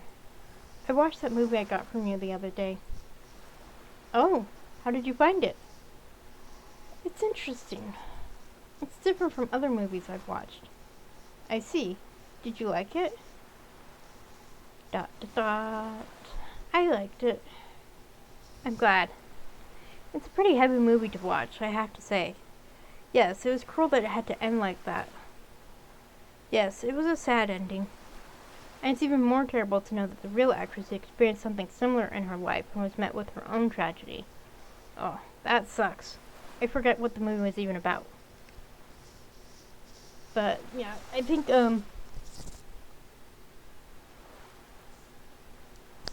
sorry, my hair was bothering me. Yeah, I think what Michelle said about it before, it was enough to indicate why it's such a sad movie. Really? That's so sad. And it makes me angry. Why wasn't more done to protect her? How could such a thing happen even after making such a film? It was a horrific thing. Da da da. But we can't speak on her behalf or for her experiences. What happened to her is not something we could ever fully understand. It's not always a matter of strength and mental resolve. I know. That's why we have to be sensitive and empathetic, even when others aren't. And we have to be hopeful. I like to think things are a little better now than they were then. Ruan left a spectacular legacy. That's the actress that they're talking about. But we can't forget her tragedy. The messages of the film still apply to today's society. It's not easy to change people's perceptions. Dot dot dot. I think so. But thinking like that is so sad. Is it? I don't know. I mean, it's better now, right? It's not like in the past where women couldn't go to school and work. It might have been difficult in the 1930s. But it shouldn't be so hard to live freely anymore, right? Oh, honey, it's still hard. I think That's something only you can answer. This conversation got quite serious, didn't it? No, I wanted to ask you about it too. I see. I've been thinking about the messages in these old films. We watch them so detached from the people who made them. How would they feel if they knew people 50 years later would still be watching them and discussing them? At this point in time, that film would be almost 100 years old. We see a beautiful face, but we'll never really know what was happening behind the screen. Yeah, we're learning a lot about what sort of things were going on in Hollywood back in the golden era of films, and some of it was horrendous. I know there was a film about Judy Garland and what she had to face, and they did everything. They were like, most of her early films, they actually basically strapped down her bosom to make her look younger. I think Meet Me in St. Louis was the first film she did where they didn't do that, even in Wizard of Oz. And then, of course, and there, especially, and some directors, even today, don't seem to have, seem to disregard actors' lives, or just, the actors try to set boundaries and the directors ignore them for the sake of art. And that drives me crazy. And of course, now we've got the strikes going on, so we don't know if there's even going to be new films or television shows. And I am all for the people who are striking. They deserve better than what they're getting. Because policies need to change with streaming services now. Are we respecting Ruan by keeping her films and watching them? Even if those films might have been produced during the most painful moments of her life? Oh, I didn't know we'd get to answer that question ourselves. Even before this popped up, I was thinking that it's not disrespectful because, they're part of her legacy and part of her story, and as long as they're kept alive, she's remembered and brings to mind her struggles, and especially once the internet takes off, they can probably look her up and learn more about her. So we're going to go with the first option. I think as long as you make an effort and try to understand the person, I think the person would be happy knowing that you made an effort to keep them in your memory. I remember my siblings, going back to Judy Garland and The Wizard of Oz, my sibling actually found it difficult to watch The Wizard of Oz once they got older and understood more, not just about Judy Garland, but also the other actors, especially the little people who portrayed the Munchkins. A lot of them fled Europe because during the 1930s because of Hitler. And if you look at the way the Munchkin soldiers are marching, they're basically doing the goose step. So my sibling just couldn't stand to watch, and knowing how Judy was treated, my sibling just couldn't stand to watch The Wizard of Oz anymore, even though it was one of our favorite movies growing up.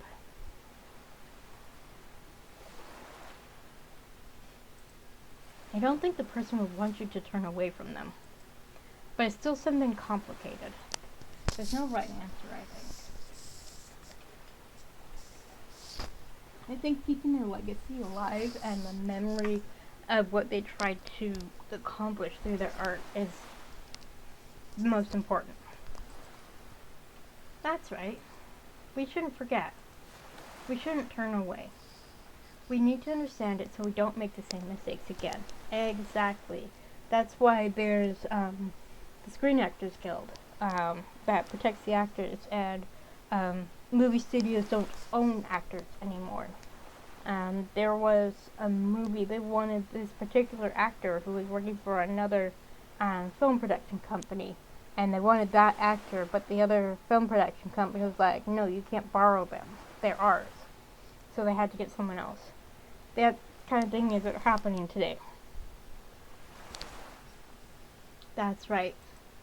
I think you're a thoughtful person, Sam. Thank you for sharing your thoughts with me.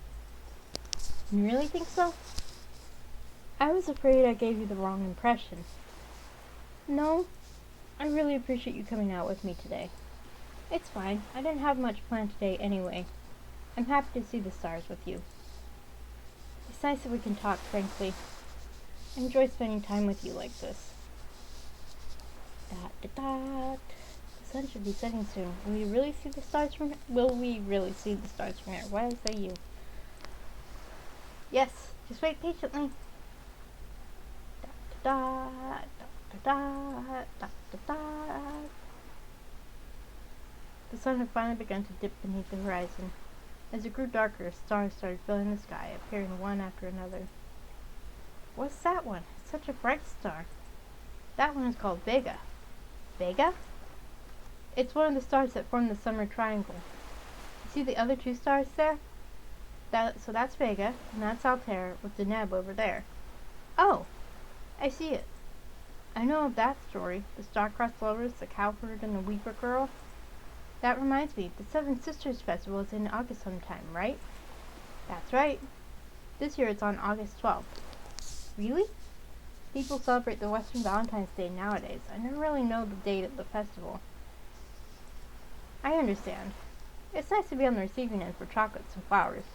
Nowadays, I suppose it isn't so pertinent to be praying to the gods for a good husband and a fertile marriage. Ha! Tell that to my mother. She's worried that I'll become a spinster if I don't try harder to get married. But I'm sure she'll have even more complaints once I start dating. She's thinking of your best interests, I'm sure. Romance shouldn't be taken lightheartedly. I know. My dad is still holding on out to the thought that I would get married someday.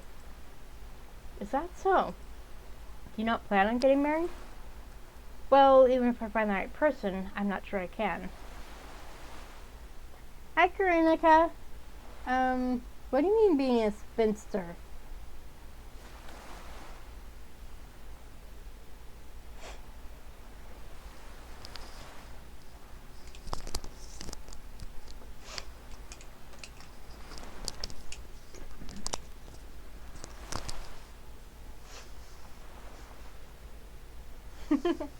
I am actually happy to not get married. I am not interested in getting married. And luckily, my parents don't care if I get married or not. They just want me to be happy. But yeah, I get what you're saying. I see. So I'm thinking that Sam is lesbian, just from that comment. I'm not sure about Michelle. I think Michelle doesn't even know what she is. How about you, Michelle? Eh? I haven't thought about it yet. My mother has a lot of expectations about what kind of person I should marry. He has to be older, wealthier, taller. He should have a prominent chin and a square forehead. His lips shouldn't be too big and his eyebrows shouldn't be too thin. She really cares about the feng shui of someone's face. I don't know why she even believes in such things. Yeah. That's quite a laundry list. You're a wonderful person, Michelle. I'm sure you won't have trouble finding someone like that. You make a beautiful bride someday. I don't have the time right now to care for that. I'm so busy with work. I see. Well, if you ever feel you need a little spiritual help, there's a temple in the New Territories that's dedicated to the Seven Sister Deities. It's not too far from here. It's one of the few temples that still celebrate the festival. If you pray there, you'll be guaranteed to find your love. Except Michelle's already found her love. They just don't know it yet. Really? I don't really believe in that superstitious stuff. And I think such prayers aren't necessary these days. There's more to life than getting married. Thank you! Career and personal growth is important too. You think so? You're such a modern woman, Michelle. Well, there's already so much to do. You know, I heard from someone that if you leave a bag of toiletries as an offering at the day of the festival, you'll be granted smooth and unblemished skin for the rest of your life. I think that's a big fat lie. What? I don't believe that. When did these legends get so specific? Was it supposed to be needlework and fruit offerings? You made that one up, didn't you? My beautiful skin can attest. I sure could use the help to have smooth and unblemished skin, but I don't care. I'm not trying to attract anyone. Uh-huh. I don't believe you. You can go to the temple on the day of the festival and see for yourself. I don't want to. For something so trivial, there's no need to bother the gods about it. Trivial, huh? My, Michelle, you must be popular. No. I mean, I agree with what you mean. You have to take matters of love into your own hands. You can't be afraid to fall in love first. I think that's Sam saying that she has fallen in love. You'll get hurt if you think that way. It's better than waiting or giving up on it entirely. You're brave. I'm not sure if I can do the same. I wouldn't say that I'm brave. I just want to be myself, that's all. And yourself is very different from what's expected of a woman in your situation. I think you're a brave person, Michelle. When you speak your mind, I find it quite attractive. Wait, she didn't blush. Don't be flustered. I mean it. Please be honest with me. Sam, what about that big bright star over there? You know what that one is? Oh, that one? I think it's Antares, the heart of the scorpion. Hey, that's my constellation. If you go by the Western Zodiac, I'm a Scorpio. Antares, the heart of the scorpion.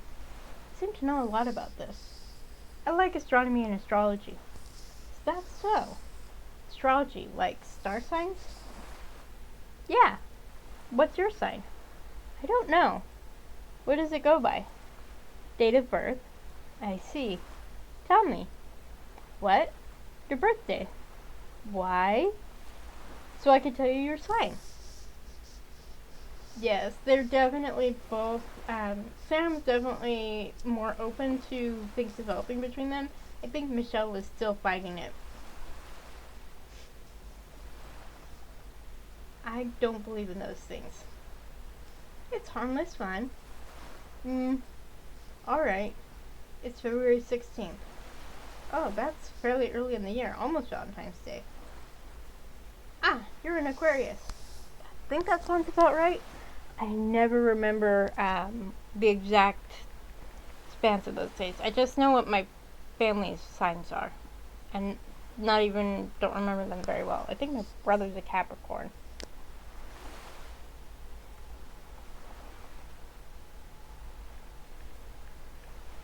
And was type zodiac.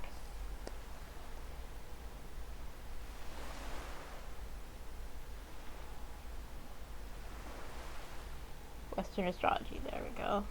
The zodiac. Let's see. Oh, my brother's an Aries. I think my mom's a Capricorn.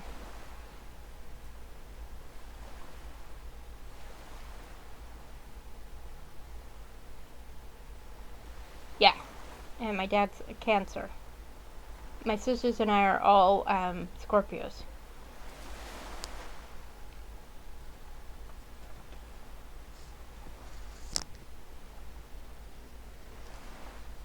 Oh, I didn't even look to see which one was Aquarius. Ah! I'm fine. I got distracted looking at my families. Okay.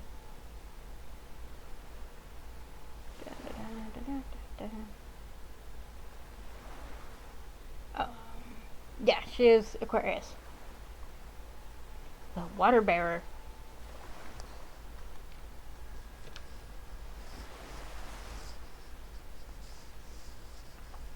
I makes sense. Huh? What's your sign then? Capricorn. Yeah, the same as my mom's. They're highly compatible with Aquarius signs. Oh. Is that so? No, I made that up just now. Compatibility is all about how you try to understand each other, don't you think? Of course, I didn't think for a second that star signs mattered. But you never know. What? Alright, how about your lunar zodiac sign? What is it? Tell me, please. Rabbit. Oh, I think I'm a pig. Oh, next year will be your year then. You'll be turning either 24 or 36. You're reaching a big milestone. Considering your age, I would say 24. There will be challenges in the coming year for you. That's why I didn't want to tell you. So you're 35 then? I thought you'd be younger than me. I'm 23. I think Sam knew that it was that she was 23. 4.5 this week? I think. Oh, right. I know what you're talking about, Krunika. Yeah, I'm really looking forward to seeing Jake's reaction.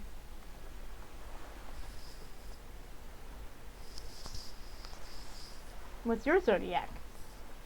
I'm older than you. That's all you have to know. Oh, now, come on. You have to tell her. I want to know. Okay. I was born in the year of the dog. Dog? Rat, ox, tiger, rabbit, dragon, dog. Then you're 33? I think your zodiac order is not quite right. I'll look it up later. Haha. You're so cute, Michelle. Alright, I'll tell you, my age is not a secret. I'm 27.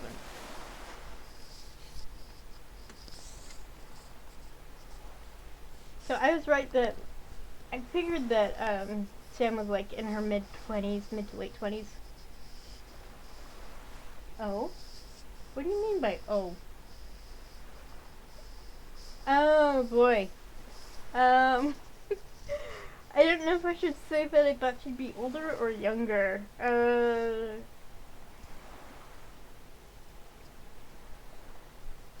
I would say younger just because she seems very carefree and that just seems more like younger.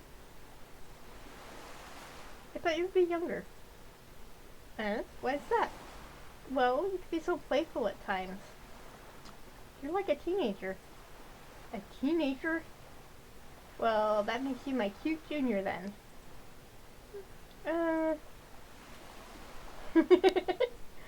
Will we really be able to see the Milky Way from here? Moving the subject away from age and behavior. It depends.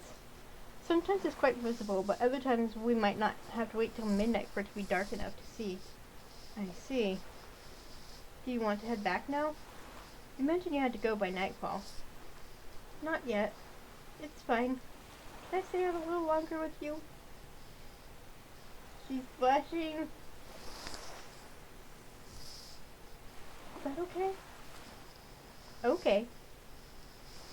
Da da da da da da. The whole day had passed and Sam had brought up the issue of our relationship. I couldn't bring myself to ask Sam directly about it. Doing that would mean I had to confront my own feelings towards Sam. So you're avoiding your own feelings. Why am I not surprised? Sam was once again stoic behind a smile.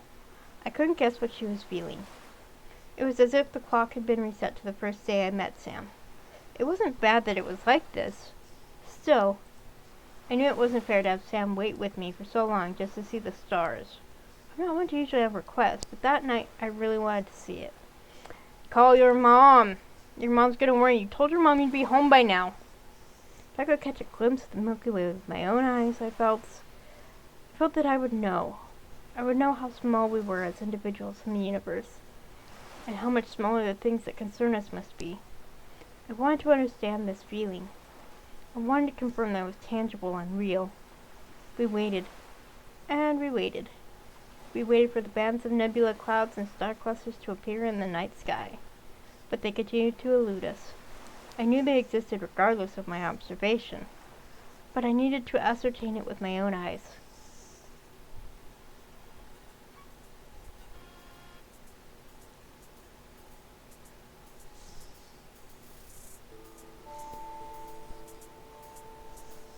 Sometime between dusk and twilight, I drifted into a deep slumber. I dreamed a strange dream. It was a scene that played out in my memory so many times since that day. I was in my high school classroom. It was the first day back to school after summer break. I was chatting with my classmates before the start of the afternoon classes. She talked about this at the beginning. I was about to tell them the story of my summer trip to Taiwan when I was called to step out of the classroom. There had been someone who urgently needed to see me, but instead of it being my mother waiting to see me, like it was in my memory, it was Sam in her red dress. She gestured for me to follow her. It was strange, as if I was put in a trance. I followed her out of the school without question. I sat behind Sam on her bike, and she drove it to some distant place in the countryside. We got off the bike and then we walked along one of the mountain paths. Day wore on into night. When we had reached the mountain plateau, Sam suddenly ran ahead of me. I tried to follow. However, I quickly lost sight of her. I did my best to chase after her through the thickets of trees and bushes. I was running blindly, and before I could realize, I slipped and lost my footing. I tumbled down a cliffside.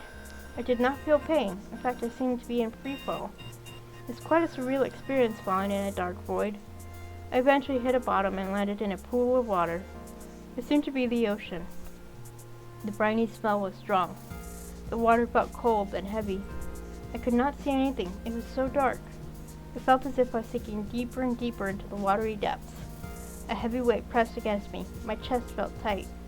I thought I was going to drown. There was a suffocating realness to this dream. I was frightened. I struggled and struggled to swim to the surface. I couldn't fight whatever force that was pulling me down. Everything became black. I must have passed out. When I came to, I found that instead of sinking deeper into the water, I found myself floating upwards. It was as if I was drifting towards the celestial plane. I struggled to get myself grounded, but I had no control over my trajectory. I closed my eyes. I felt oddly at peace floating upwards like this. I was resigned to thinking that I would be forever lost in the cosmos when I heard a voice call out to me. I opened my eyes to find myself afloat in silvery water. The water was cool. It had a clear, transparent quality to it, but I couldn't make out a bottom to its depths. From a distance, I saw the light of a lantern coming towards me. Ooh. That's pretty. That's supposed to be Ruan from the movie? It's a woman I did not know. She wore an orange robe with flowing sleeves. She rowed her small wooden boat towards me. The red lantern perched on the boat illuminated her figure, but her face was quite obscured. I saw that her makeup was an older style, but I could not place the period.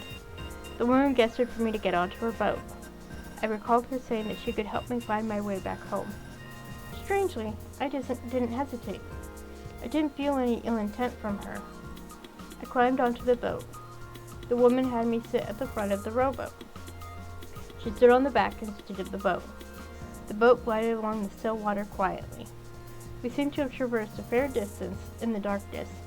The only guiding lights were the distant stars above. The woman did not say anything more to me when I was on the boat. The only sound that could be heard was the sound of the oar pushing water. I couldn't make out the woman's expression. She had an air of quiet dignity and imposing presence, as afraid to cross her unknowingly. I was scared, but I didn't feel that she was someone harmful. Something about her seemed familiar. I couldn't place why. Though the temperature of the water and her surroundings felt cold, she gave me a warm feeling. The dark night didn't seem so terrifying anymore. The light of the stars above grew brighter as we journeyed onward. The night sky was beautiful, I remember thinking to myself. Eventually we neared land. I saw a sandy beach nestled in a mountain cove from a distance. It seemed familiar, like a place from recent memory. As we got closer and closer to land, I saw that there was someone at the shore waiting for me. It had been Sam. She was there waiting for me all along. As I was about to step off the boat, the woman said something to me. I remember it distinctly. She had a sweet and gentle voice. She sang to me a poem from a song I recalled hearing a long time ago. The spring breeze blows, the young swallow's tail make ripples on the water. The little waves dash away the reflection of the lotus flower. Perhaps in still water the swallow will see her own reflection and take flight towards the new moon. My mind was clouded. I could not understand her words. I turned to face her. She spoke to me again in plain language. Young lady, haven't you realized yet? The summer that you remember had ended long ago. You have to wake up from this dream and take your first step forward. I stepped off the boat, and when I looked back, she was already gone. There was no boat, no lantern. There were no traces of the woman. All I saw was the ocean, the beach, and Sam before me, and I woke up from my dream. Dot dot dot dot dot dot dot dot. Michelle? Did you fall asleep? Michelle? It was dark when I woke up. I couldn't make out any lights in the sky or much of anything else before me. The sound of the ocean waves told me I was still on the beach, but I couldn't see where Sam was. I felt a cold chill run through my spine. It was unnerving to be alone in the dark like this. Ah! Sam? Where are you? I'm here. I felt her hand on my shoulder. Sam had been next to me the whole time. Are you all right? You look scared. I had a strange dream. I was afraid you left. And leave you here alone in the dark? I don't know. Oh. Tired? No. I didn't mean to fall asleep. No worries, you weren't out long. Really? It's so dark now. Huh? Is it still not dark enough? We can't see any more stars now compared to earlier. The clouds had rolled in. Some nights are like that. Oh. Disappointed? No. It's getting late now. I think we should go. If we stay any longer, we're going to get eaten alive by mosquitoes. I see. We have a bit of a walk back to the bike. Hold on to my hand, all right?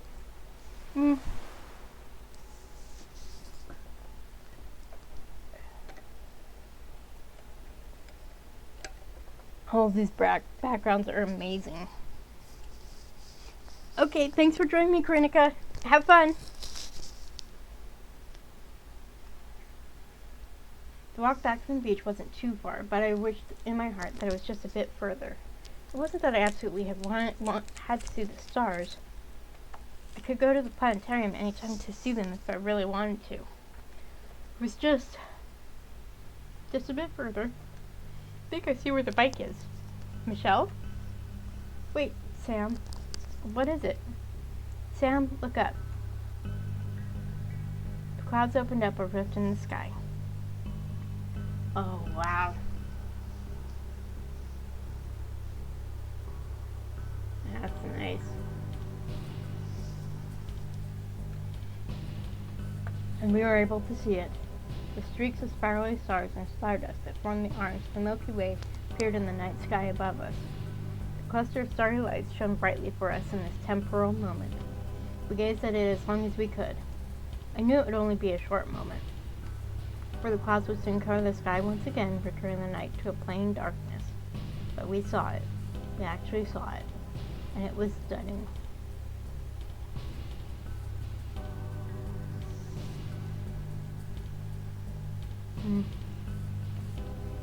Dot dot dot. I looked over to Sam. She was looking up to the sky. Her eyes were wide in awe. She was smiling from ear to ear. My heart swelled up with an unknown joy.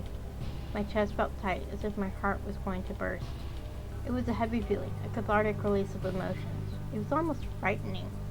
I reached out for Sam's hand in the darkness. She gently squeezed my hand back.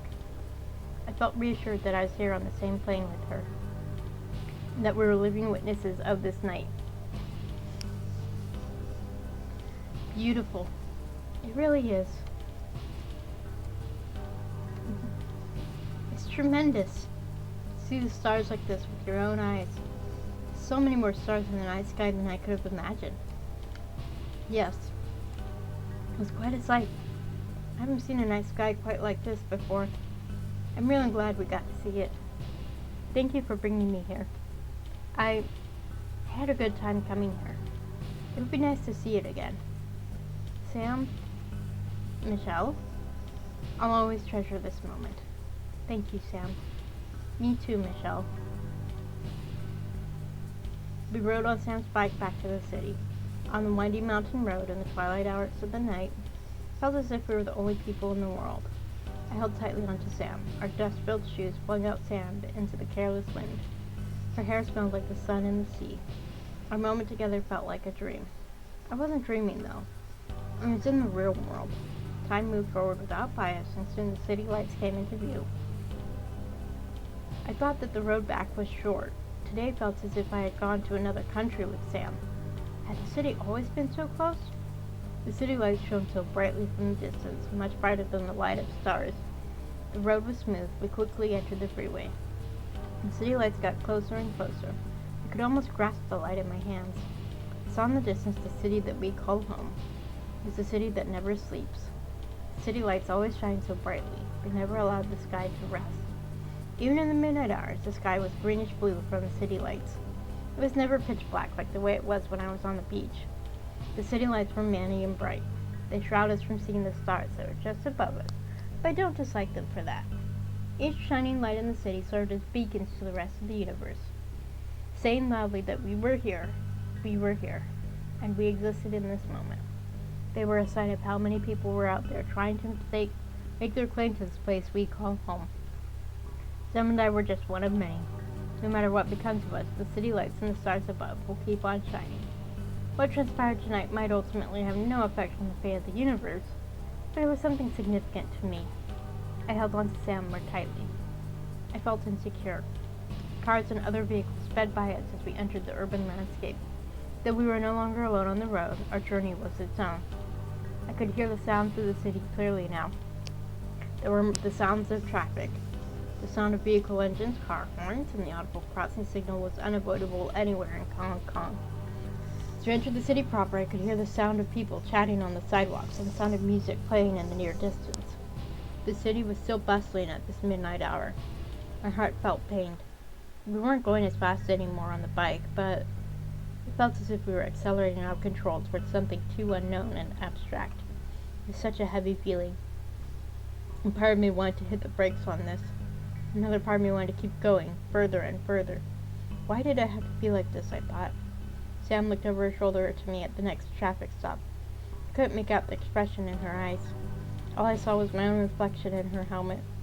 It was well past midnight, and for the first time, I thought to myself, I didn't want to go home.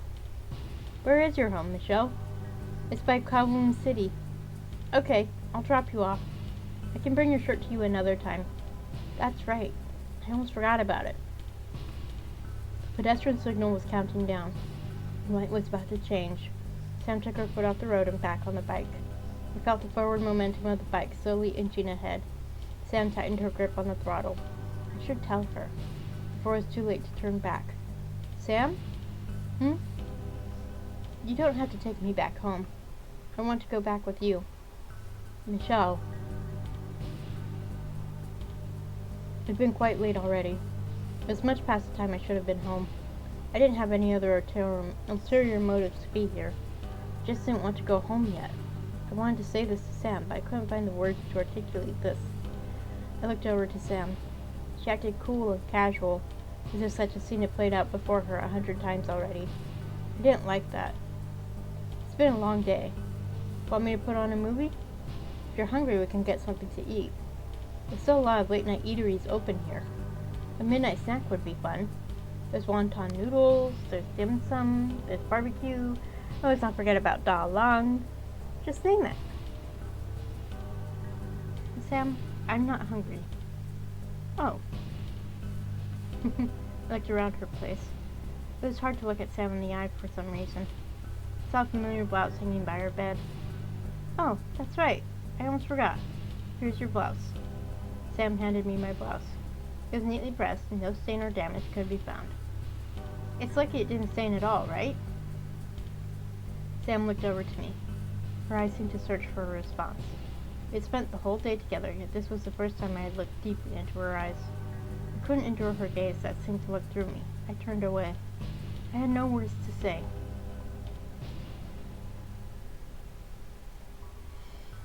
So pretty. Sam turned her back to me and walked over to the balcony. She opened the door and stepped out. I felt the night air fill her room. Sam seemed to be searching for something in the night sky. I didn't know what. The neon lights covered Sam in vivid reds. I stood apart in the blue, dim room. The distance between us was only a room's length, but the dividing line was all too apparent. I felt incredibly lonely like this. You can't see a single star from here, but occasionally you can see airplanes flying in and out of Kai Tak. There's something about seeing a plane taking off that makes you want to go somewhere. Sometimes when I see a plane in the night sky, I imagine myself sitting on that plane. I'm looking down on the city from the window seat of the plane 1,000 feet up in the air. The cabin lights turn off, and I lean back, rest assured I'll be somewhere far away after a night's sleep. Do you feel that way sometimes? I wasn't sure if I shared the same feeling with Sam. I've tried to imagine the same thing that Sam had described, that I was up in the air inside an airplane looking out the window at the city lights below. Where was I going? I didn't have an answer for myself. There wasn't a specific place that came to mind where I wanted to travel. I searched for an answer in my heart. I wanted to go somewhere. It didn't matter so much where. What I wanted was to go somewhere with someone at my side. I stepped towards Sam. What I was searching for wasn't something that could be found outside our window. It wasn't something that could be seen in the sky either. I reached out towards Sam. I hoped that she could answer me. Sam? Michelle? Sam, how do you feel about me? Michelle? Forget it. It's nothing. I like you. What do you mean? I would like us to be more than this. More? I don't understand. How could two women, if it's something possible with you, it's impossible. We're both, I just think, Michelle, look at me. Michelle, don't tell me what you think, but rather how you feel. Feel? I feel like you're an old friend, that you're easy to talk to, and that you always have something interesting to say. I like that about you. Michelle, what am I to you? Eh? When we kissed last time, did you feel it to be wrong? Kissed? It did, but it didn't. I can't tell you. Then if we kissed again, would it be alright? Sam, I don't know. I had a really good day with you. Michelle, you're a charming person. I want to be with you more. I want to get to know you more. I have a good feeling just from being with you today. I want to go somewhere again with you and talk with you more. If you don't mind, I want to kiss you again. I want to be someone close to you. I want to hold you and touch you. Sam, please. That's too much. I can't. You can't? I don't know. I never felt this way before.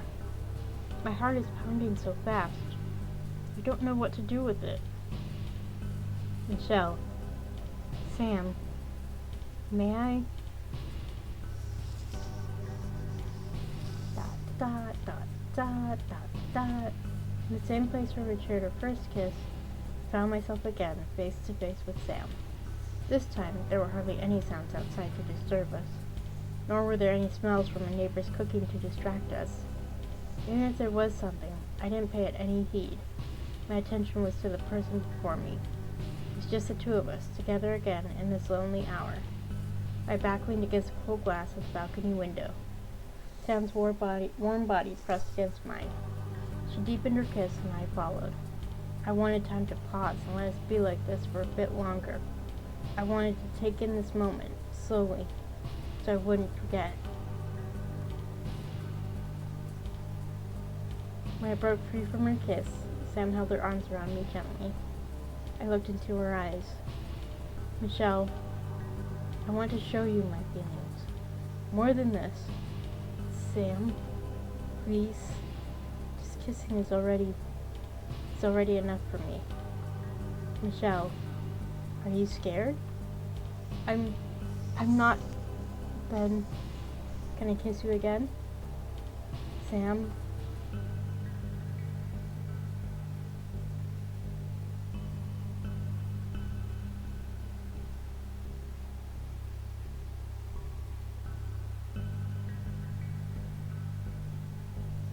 I'm just so pretty.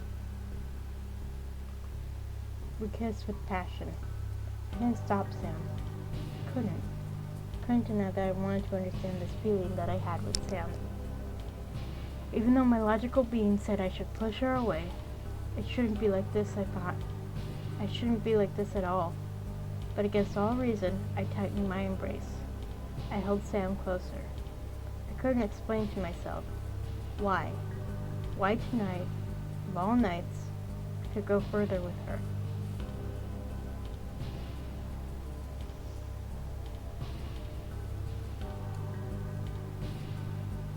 Whatever will be, until the sun rises.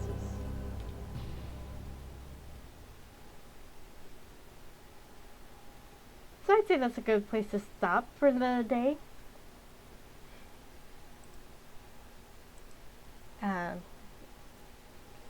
Oh gosh, what's her mom gonna say? She didn't call.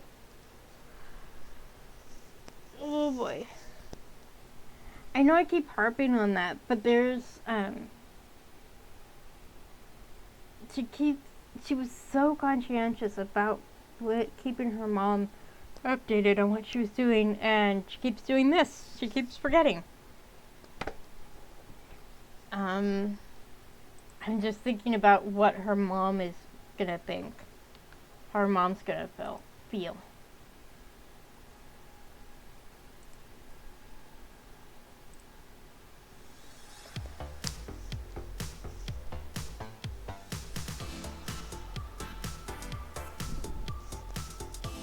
So I'm very intrigued to see where this is gonna go. I mean, obviously it went where I expected it to. That's the whole point of playing this. But I really, really want to see where the rest of it goes. How it all falls out. I hope it has a happy ending. But there's no guarantee. So we'll see what'll happen. Thank you everyone for joining. If you're watching this on YouTube, please like, comment, subscribe, all that fun stuff.